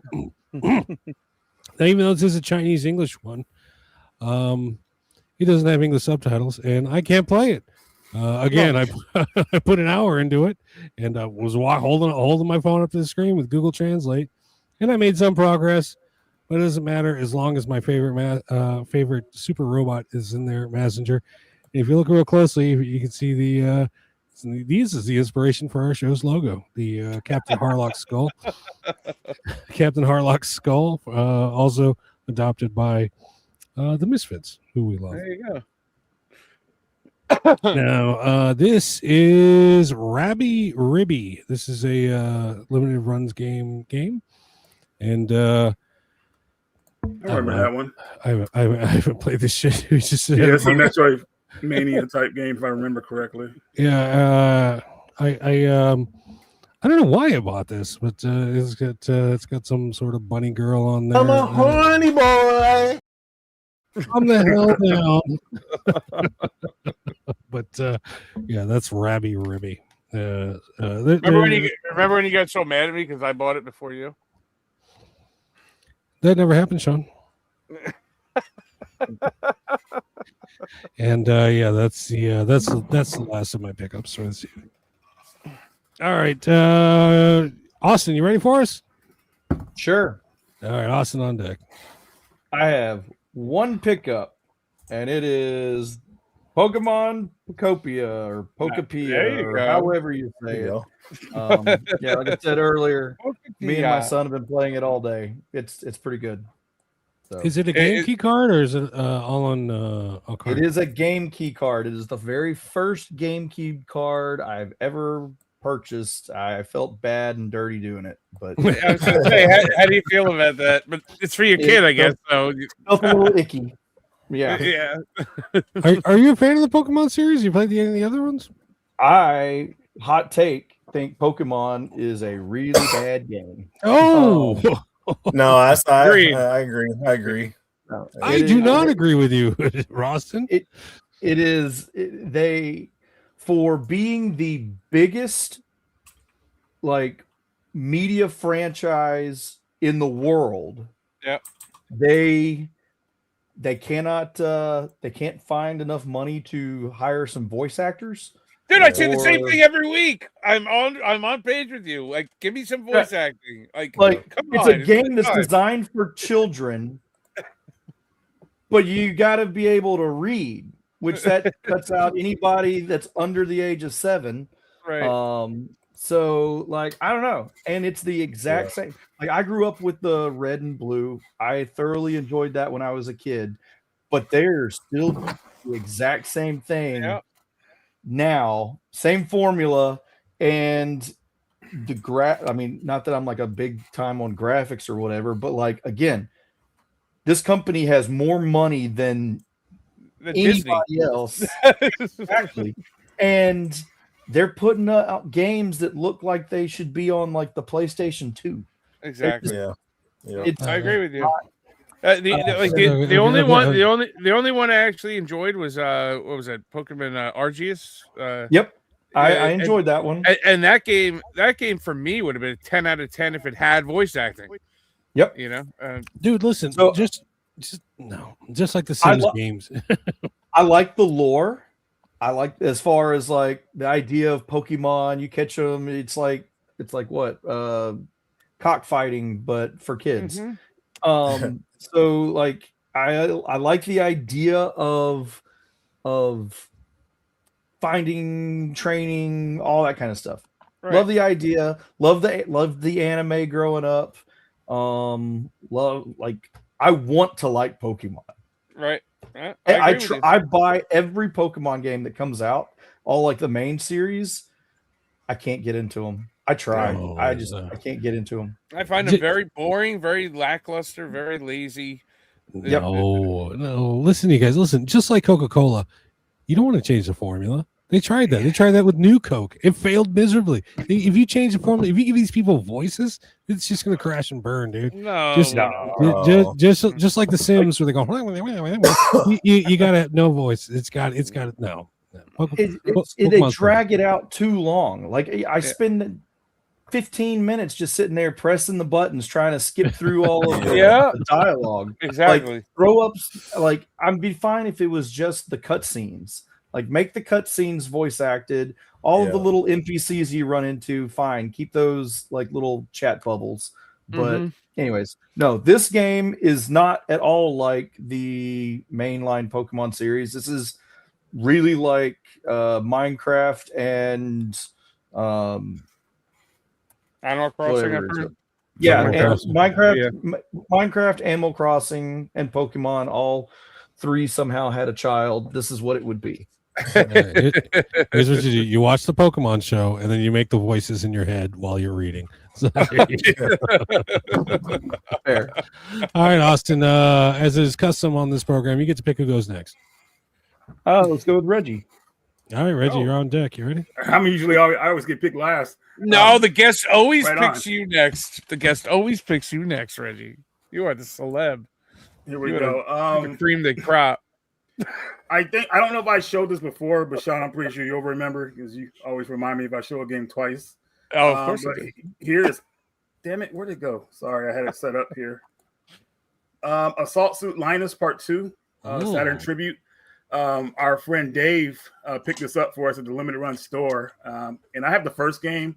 I actually have the first game on Super Nintendo, and it's a fun game. It's just one of those mech type games that you can't like. You have to be very careful with your ammunition because you could waste everything and be in trouble. So you kind of strategically like use enough ammo to take out your enemies, not just like shoot like you're playing Contra or something like that. You got to be really skilled at this game. Use your shield, do all that stuff. So it's a pretty fun game. It's weird getting it so many years later, though. You know, the game actually came out on the Saturn.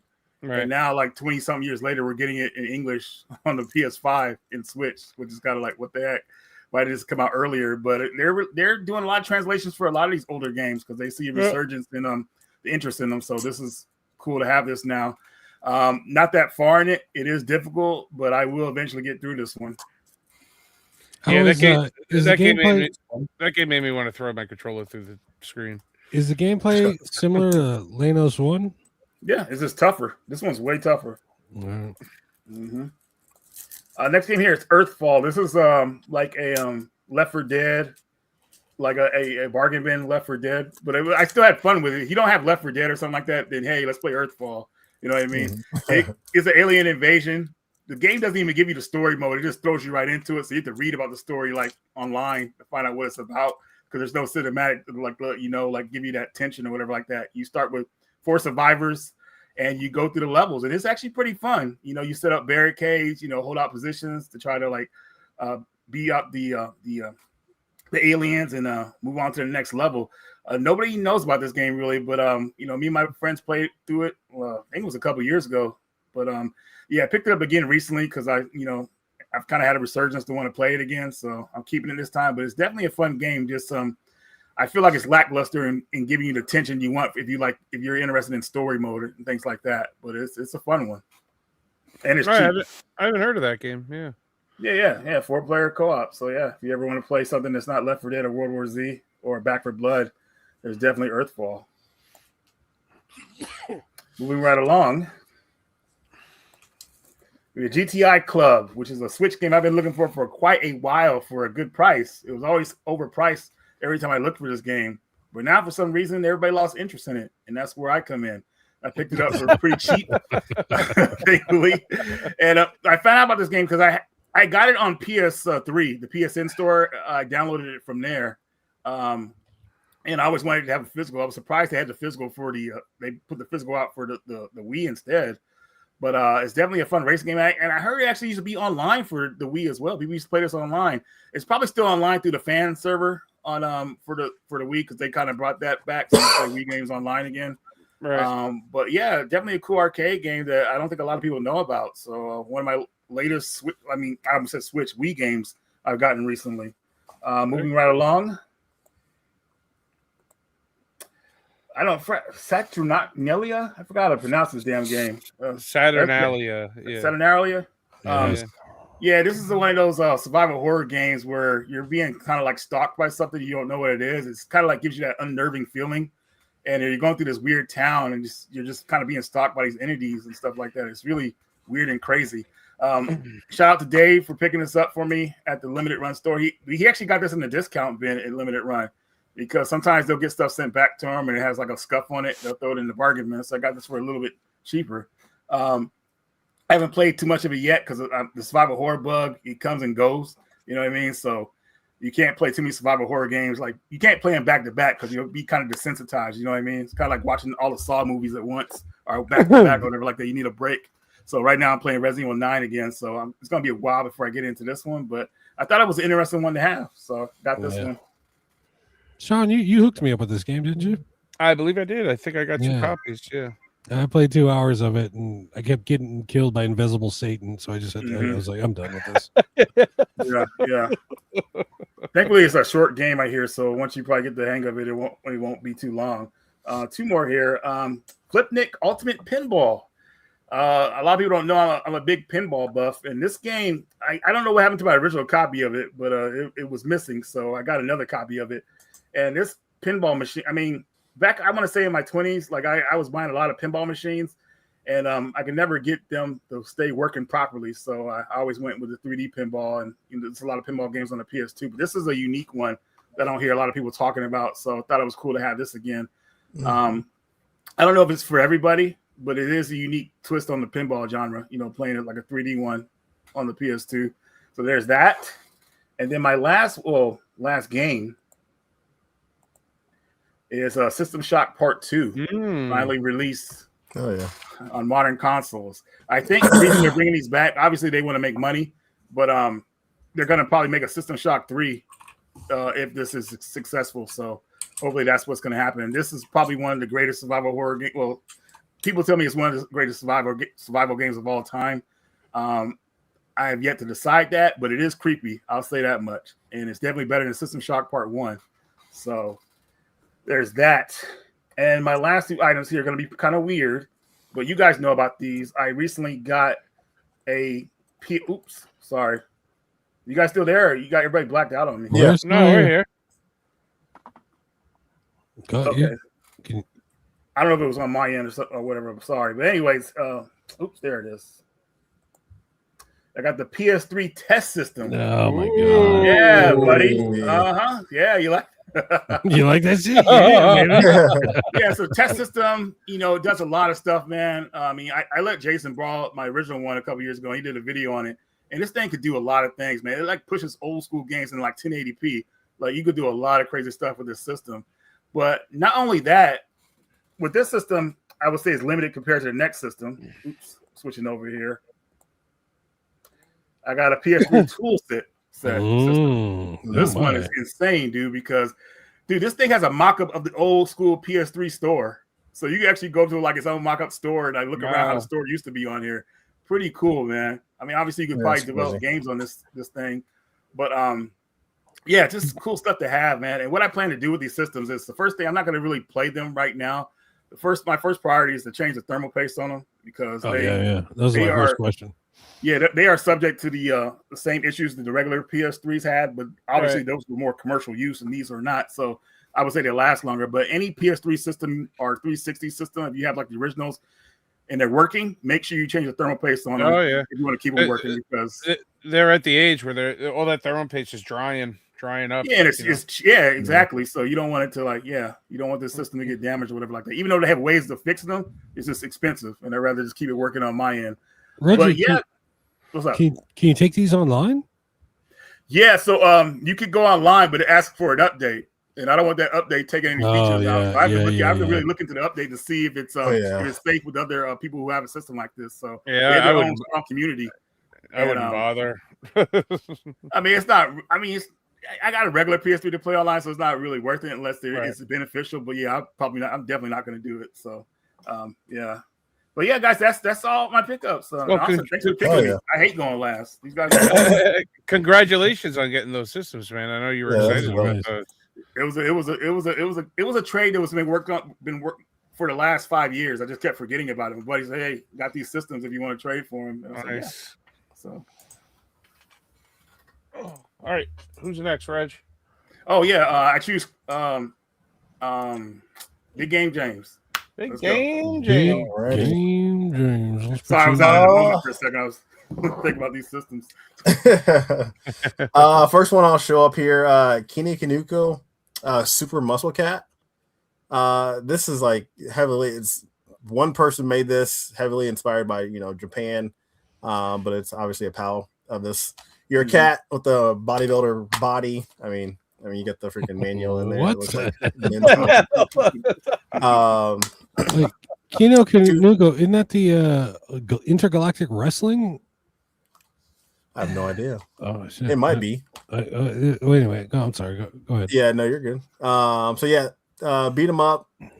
It's gotten fairly decent reviews. I think the biggest downfall of it, people say that the controls are not the best. It could be better, a little snappier controls, but for the most part, it's a decent game. Yeah, that's next one one on up my here. list.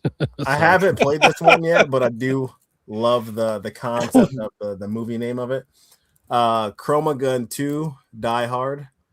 So they're obviously going off of that Die Hard name there. So I think this is almost like I guess you would kind of say it's like a Splatoon type of game where you're puzzles and painting stuff with different, shooting stuff with different colors, things like that. Okay. I didn't even know there was an original one, so there obviously there's a first one. So Chroma Gun 2 Die Hard. This next one, another survival horror, I guess you want to say. Oxide. This is room 2. Oh, it's a sequel to the There's a sequel? Yeah, it comes with the first one too. So really?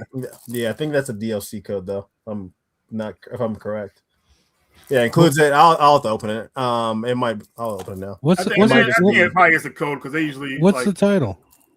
This one's Oxide room 208. The other one's room 104. It's a weird game, man. Be careful, man.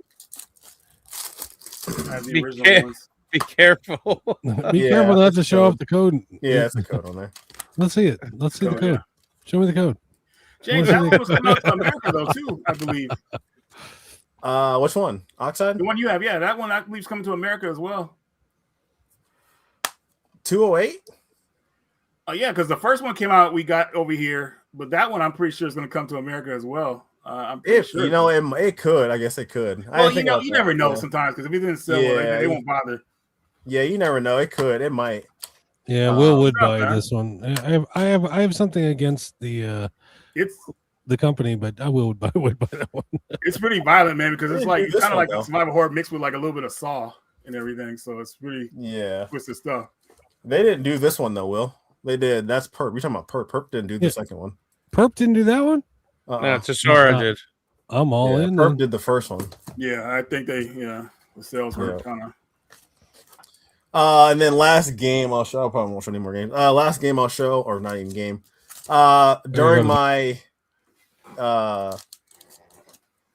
play of Little Nightmares, David mentioned this. I didn't even know these were out.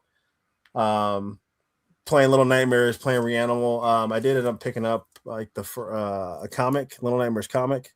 This is like a variant of the first. There's a couple of different variants. This is probably one of the most sought after ones.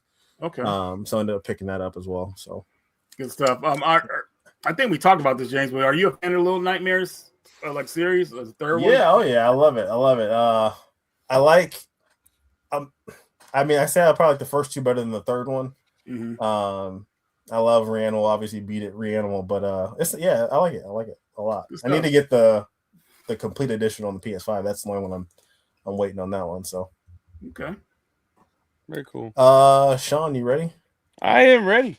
So these all came today, so I have not played them. I probably can't even tell you much about them.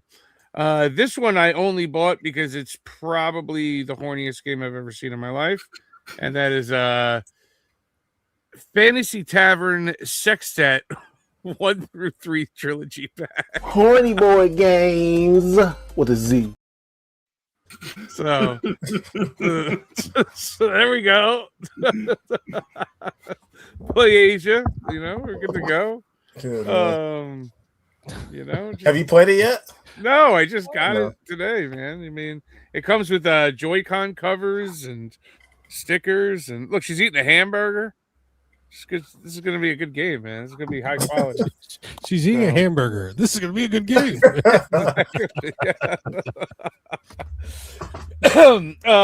Also today, Sonic Wings Reunion came. I've been waiting for this for I feel I like need to a pick year. that one up. Yeah, I need to get that one too. This is a throwback. this is a sequel to Aero Fighters, right? It's the same game, just different title in Japan. Oh, okay. All Different right. title, yeah. I thought it was a sequel from like the Super Nintendo one, but so yeah, there's a shmup, good old shmup right there, shmuppity butt. Red Art Games, nice slip cover, nice cover. Excellent. It's got a reversible cover too, where you can put it. Does the reverse cover look better? As Aero Fighters. Oh, there you go. You put it as Aero Fighters. Oh, and it comes with cards, a booster pack. Better run and get your booster packs because you're gonna need it. Mm-hmm. And then finally, this is like a cartoony like Metroidvania called Blast Brigade. So from Strictly Limited, looks pretty fun. But it's like they're releasing these other games, but they still have those other ones on pre-order. Yeah, dude, I ordered this a year ago. Finally came in today. Yeah, it's been a couple of years. Yeah, it is a sequel. Question about the last game: is it a sequel? I googled it today and it said it was a sequel. So I don't know if it's the same game. I misread that. It is a sequel. Yeah, it's a sequel. Yeah. So and then finally I picked up some records of a band I discovered this week called Sun Don't Shine. So there we go. I got that, a couple 7-inches, and I had to get them all because it's members of Typo Negative and Crowbar, and it rocks, baby. Kind of sounds like Black Sabbath type music. Kenny from Typo, who's the guitar player, he sings. Kenny G. Yeah, that's exactly his name. And no, he kind of has like an Ozzy type voice going on. Pretty good tunes on there. So that's all I got this week, fellas. Oh yeah. Dr. Foodman, you could probably get it from VGNY Soft, or VGNY game store. All right, guys. Oh, why? Was Muscle Cat a Tesora game also? Mm-hmm. Oh, okay. Yeah, I think so. I believe it is. All right, guys. Real quick. Yeah, we're on the we're on the home stretch here. This is a Pappas Report. Fantasy 14, Splatoon 2. I mean, this old gaming shit. Oh, nice homoerotica. We love that. Guys, Sean loves that. He loves that. This place is crazy. All right, here's the porno. This girl likes the porno. Is this porno? No. Is this not porno? What is it? It's Magical Girl. Oh, it's Magical Girl. She's not porno. Sorry, PlayStation Ain't That podcast. She's journalizing the store here. It's not porno. It's Magical Girl. Okay, here we go. It's probably not porno either. Hentai. Oh, sword art. We got some sword art here. I want to find the figures. Where the figures at? Oh. There's no porno here, guys. This is all PG. This is all PG. Sorry, porno was the wrong word. Hentai. Hentai was the word. Sorry, no hentai. Magical girls, not hentai. Okay, so now we're going to go find some figures. Honey, do you know where the action figures are? No, she doesn't know. She's excited for Magical Girl. Hello, you're welcome. Bye. She likes Magical Girl. Look at all this manga. We got manga. Look at all this manga. Rows and rows of manga. Oh. Guys, there's no porno here. There's no, this is all, PG stuff, apparently. There we go. Found my boys. Oh, we got the Cyclops, SH Figure Arts. Look at that guy. Wow. We got Ryu, Chun-Li.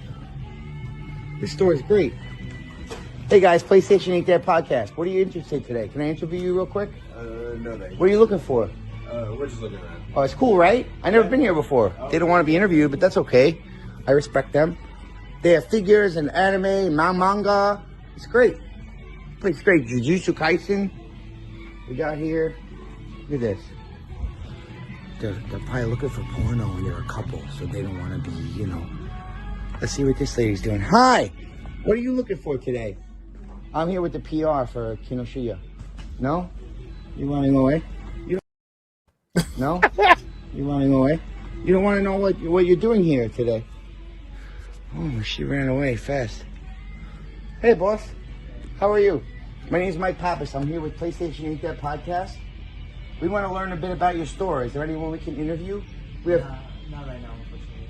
Nobody's here? All our top staff are like in meetings right now. Oh, everyone's in meetings? All right. Is there anyone I can email to come back for a better time for an interview? Yeah, maybe I'll come back for a better time. Or if you have a card, can I email someone if you have a card? Yeah. Thank you. And you don't have any hentai here, right? No. No hentai? It's all covered PG-13, right? That's good. That's what I want to know for our listeners. Thank you. Do you know where the action figures are? All the way towards the front. Thank you. Okay, guys. The action figures are towards the front. Here we go. I don't know, bro. I see a lot of porno. Hey, bro, you here for hentai? Bro, you here for hentai or? You're not here for hentai, right? Hello? My friend, Daniel. Daniel-san. Daniel-san. Hello. This guy's deaf. I feel bad for him. Okay, look at this. Oh, we got One Piece. This is nice. We got One Piece, Boruto. Look at this. Dad, they got every book here, bro. They got every book here, look. Look at this. This is great. But we don't, you know, we don't have any risque content. We don't sell any risque content here. There's no hentai. None of that, you know? None of that here. This is a beautiful place. Oh, the cards, look. We got some cards. You know? Oh, guys, the figures. I found the figures, look. Look at this guy. He's got to be from One Piece. Got my boys. Oh, we got some Naruto and Demon Slayer. And we got some Jujutsu Kaisen figures. That's cool. Pick up this Bulma. I need to pick up this Bulma. Place is full of pornography. And they just don't pay any attention to it. But you know what? Japanese culture is full of sex being okay.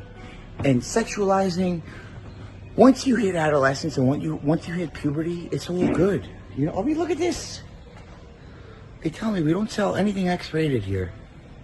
Everything's covered for sure, but I bet if I dig into these books, you're gonna see some open vag and some fucking penetration.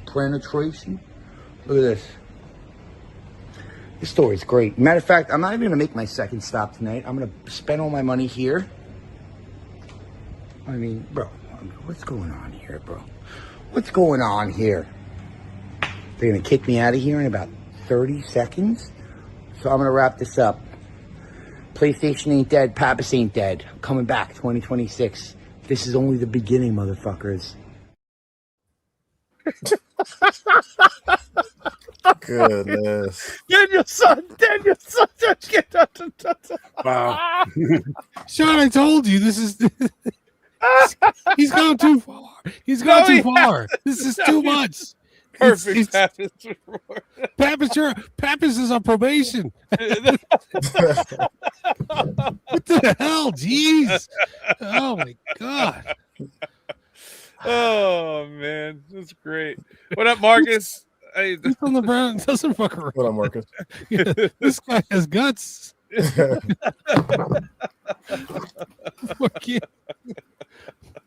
Oh my God. She's running. I would run too. This guy's unhinged. Get away from me. Oh God. Before the show, I was like, guys, I don't know if I can show this one. And like, yeah, it'll be fine. It's gonna be fine. No. It's totally fine. Dude, you're speaking about a guy that tried to trade a dildo into GameStop on the $5 thing and put it on their cash register suction cups. Okay, so All right, it's rated R. Tell your mother. It is rated.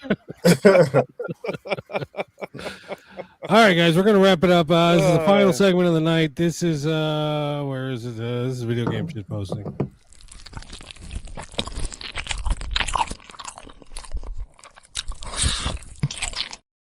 All right, here we are. Yeah, this is Yoda. Yoda Gaming. Game I must. Left me my wife has.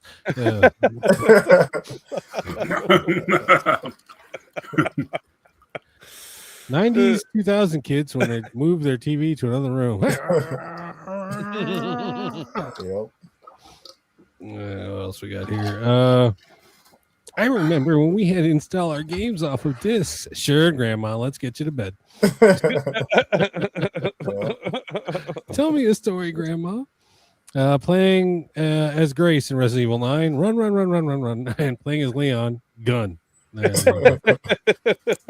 Lots of Resident Evil 9 memes this week. I'm telling my future kids that this was my husband who died in the war and I had to marry their dumb father. That's a wild picture of Leon, too. Oh, what's this? From Software fans, every time they announce anything, the template made me horny, so I forgot the point I was trying to make. All right. What do we got here? Smash million of boxes. Didn't get an STD. That's Smash Bandicoot. Hi, how are you? I'm well. Come on. I know you like these dumb ones, Joe. Me. TV remote, and then if I can put the back,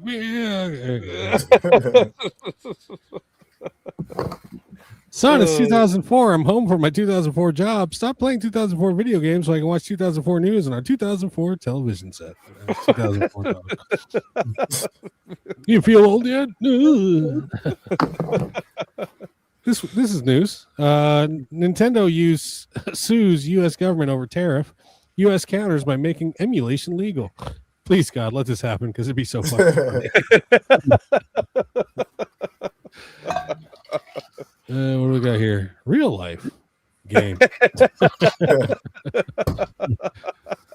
Yeah. Jesus. This is the colon troller. What do we got here? Roommate's piss box discovered. Oh, Jesus Christ. All right, yeah. Last one's a Resident Evil meme. Then we got Grace doing the Griffin. But there you go. Does that appear in game, Sean? I don't know. Yeah, I'm sure it does. Yeah. And that's been that's this week's episode of Video Game Shit Posting.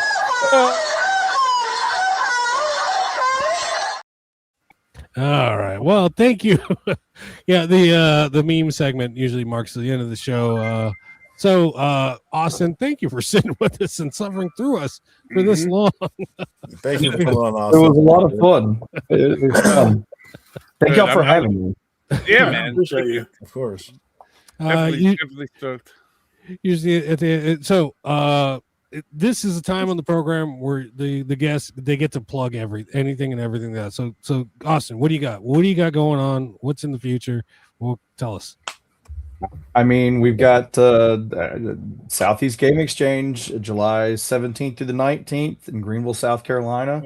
For those that are not aware of it, it is it's just a 3-day gaming expo. We're one of the largest in the Southeast. We're going to have over 300 vendors. We've added another 100,000 square feet of space. We're filling that space not just with vendors. We're filling it with a bunch of other activities and more fun stuff to do. We've got a concert that we're going to have. A lot of these other big shows do the same, but we're filling it with our own stuff, and we've got a big indie developer circuit that we're going to have that we're trying to do something a little unique with that as well. So it's just a gaming expo. If you like collecting, if you don't like collecting, if you like video games, if you're young, old. There's something for everybody. Right on. Definitely. Oh yeah. Definitely. Destination Switch comments. This is the best ever. Yes. And I agree. Definitely. I would like to come, but I can't. But anyway, thank you so much for having us on. What? Thank you. You're welcome.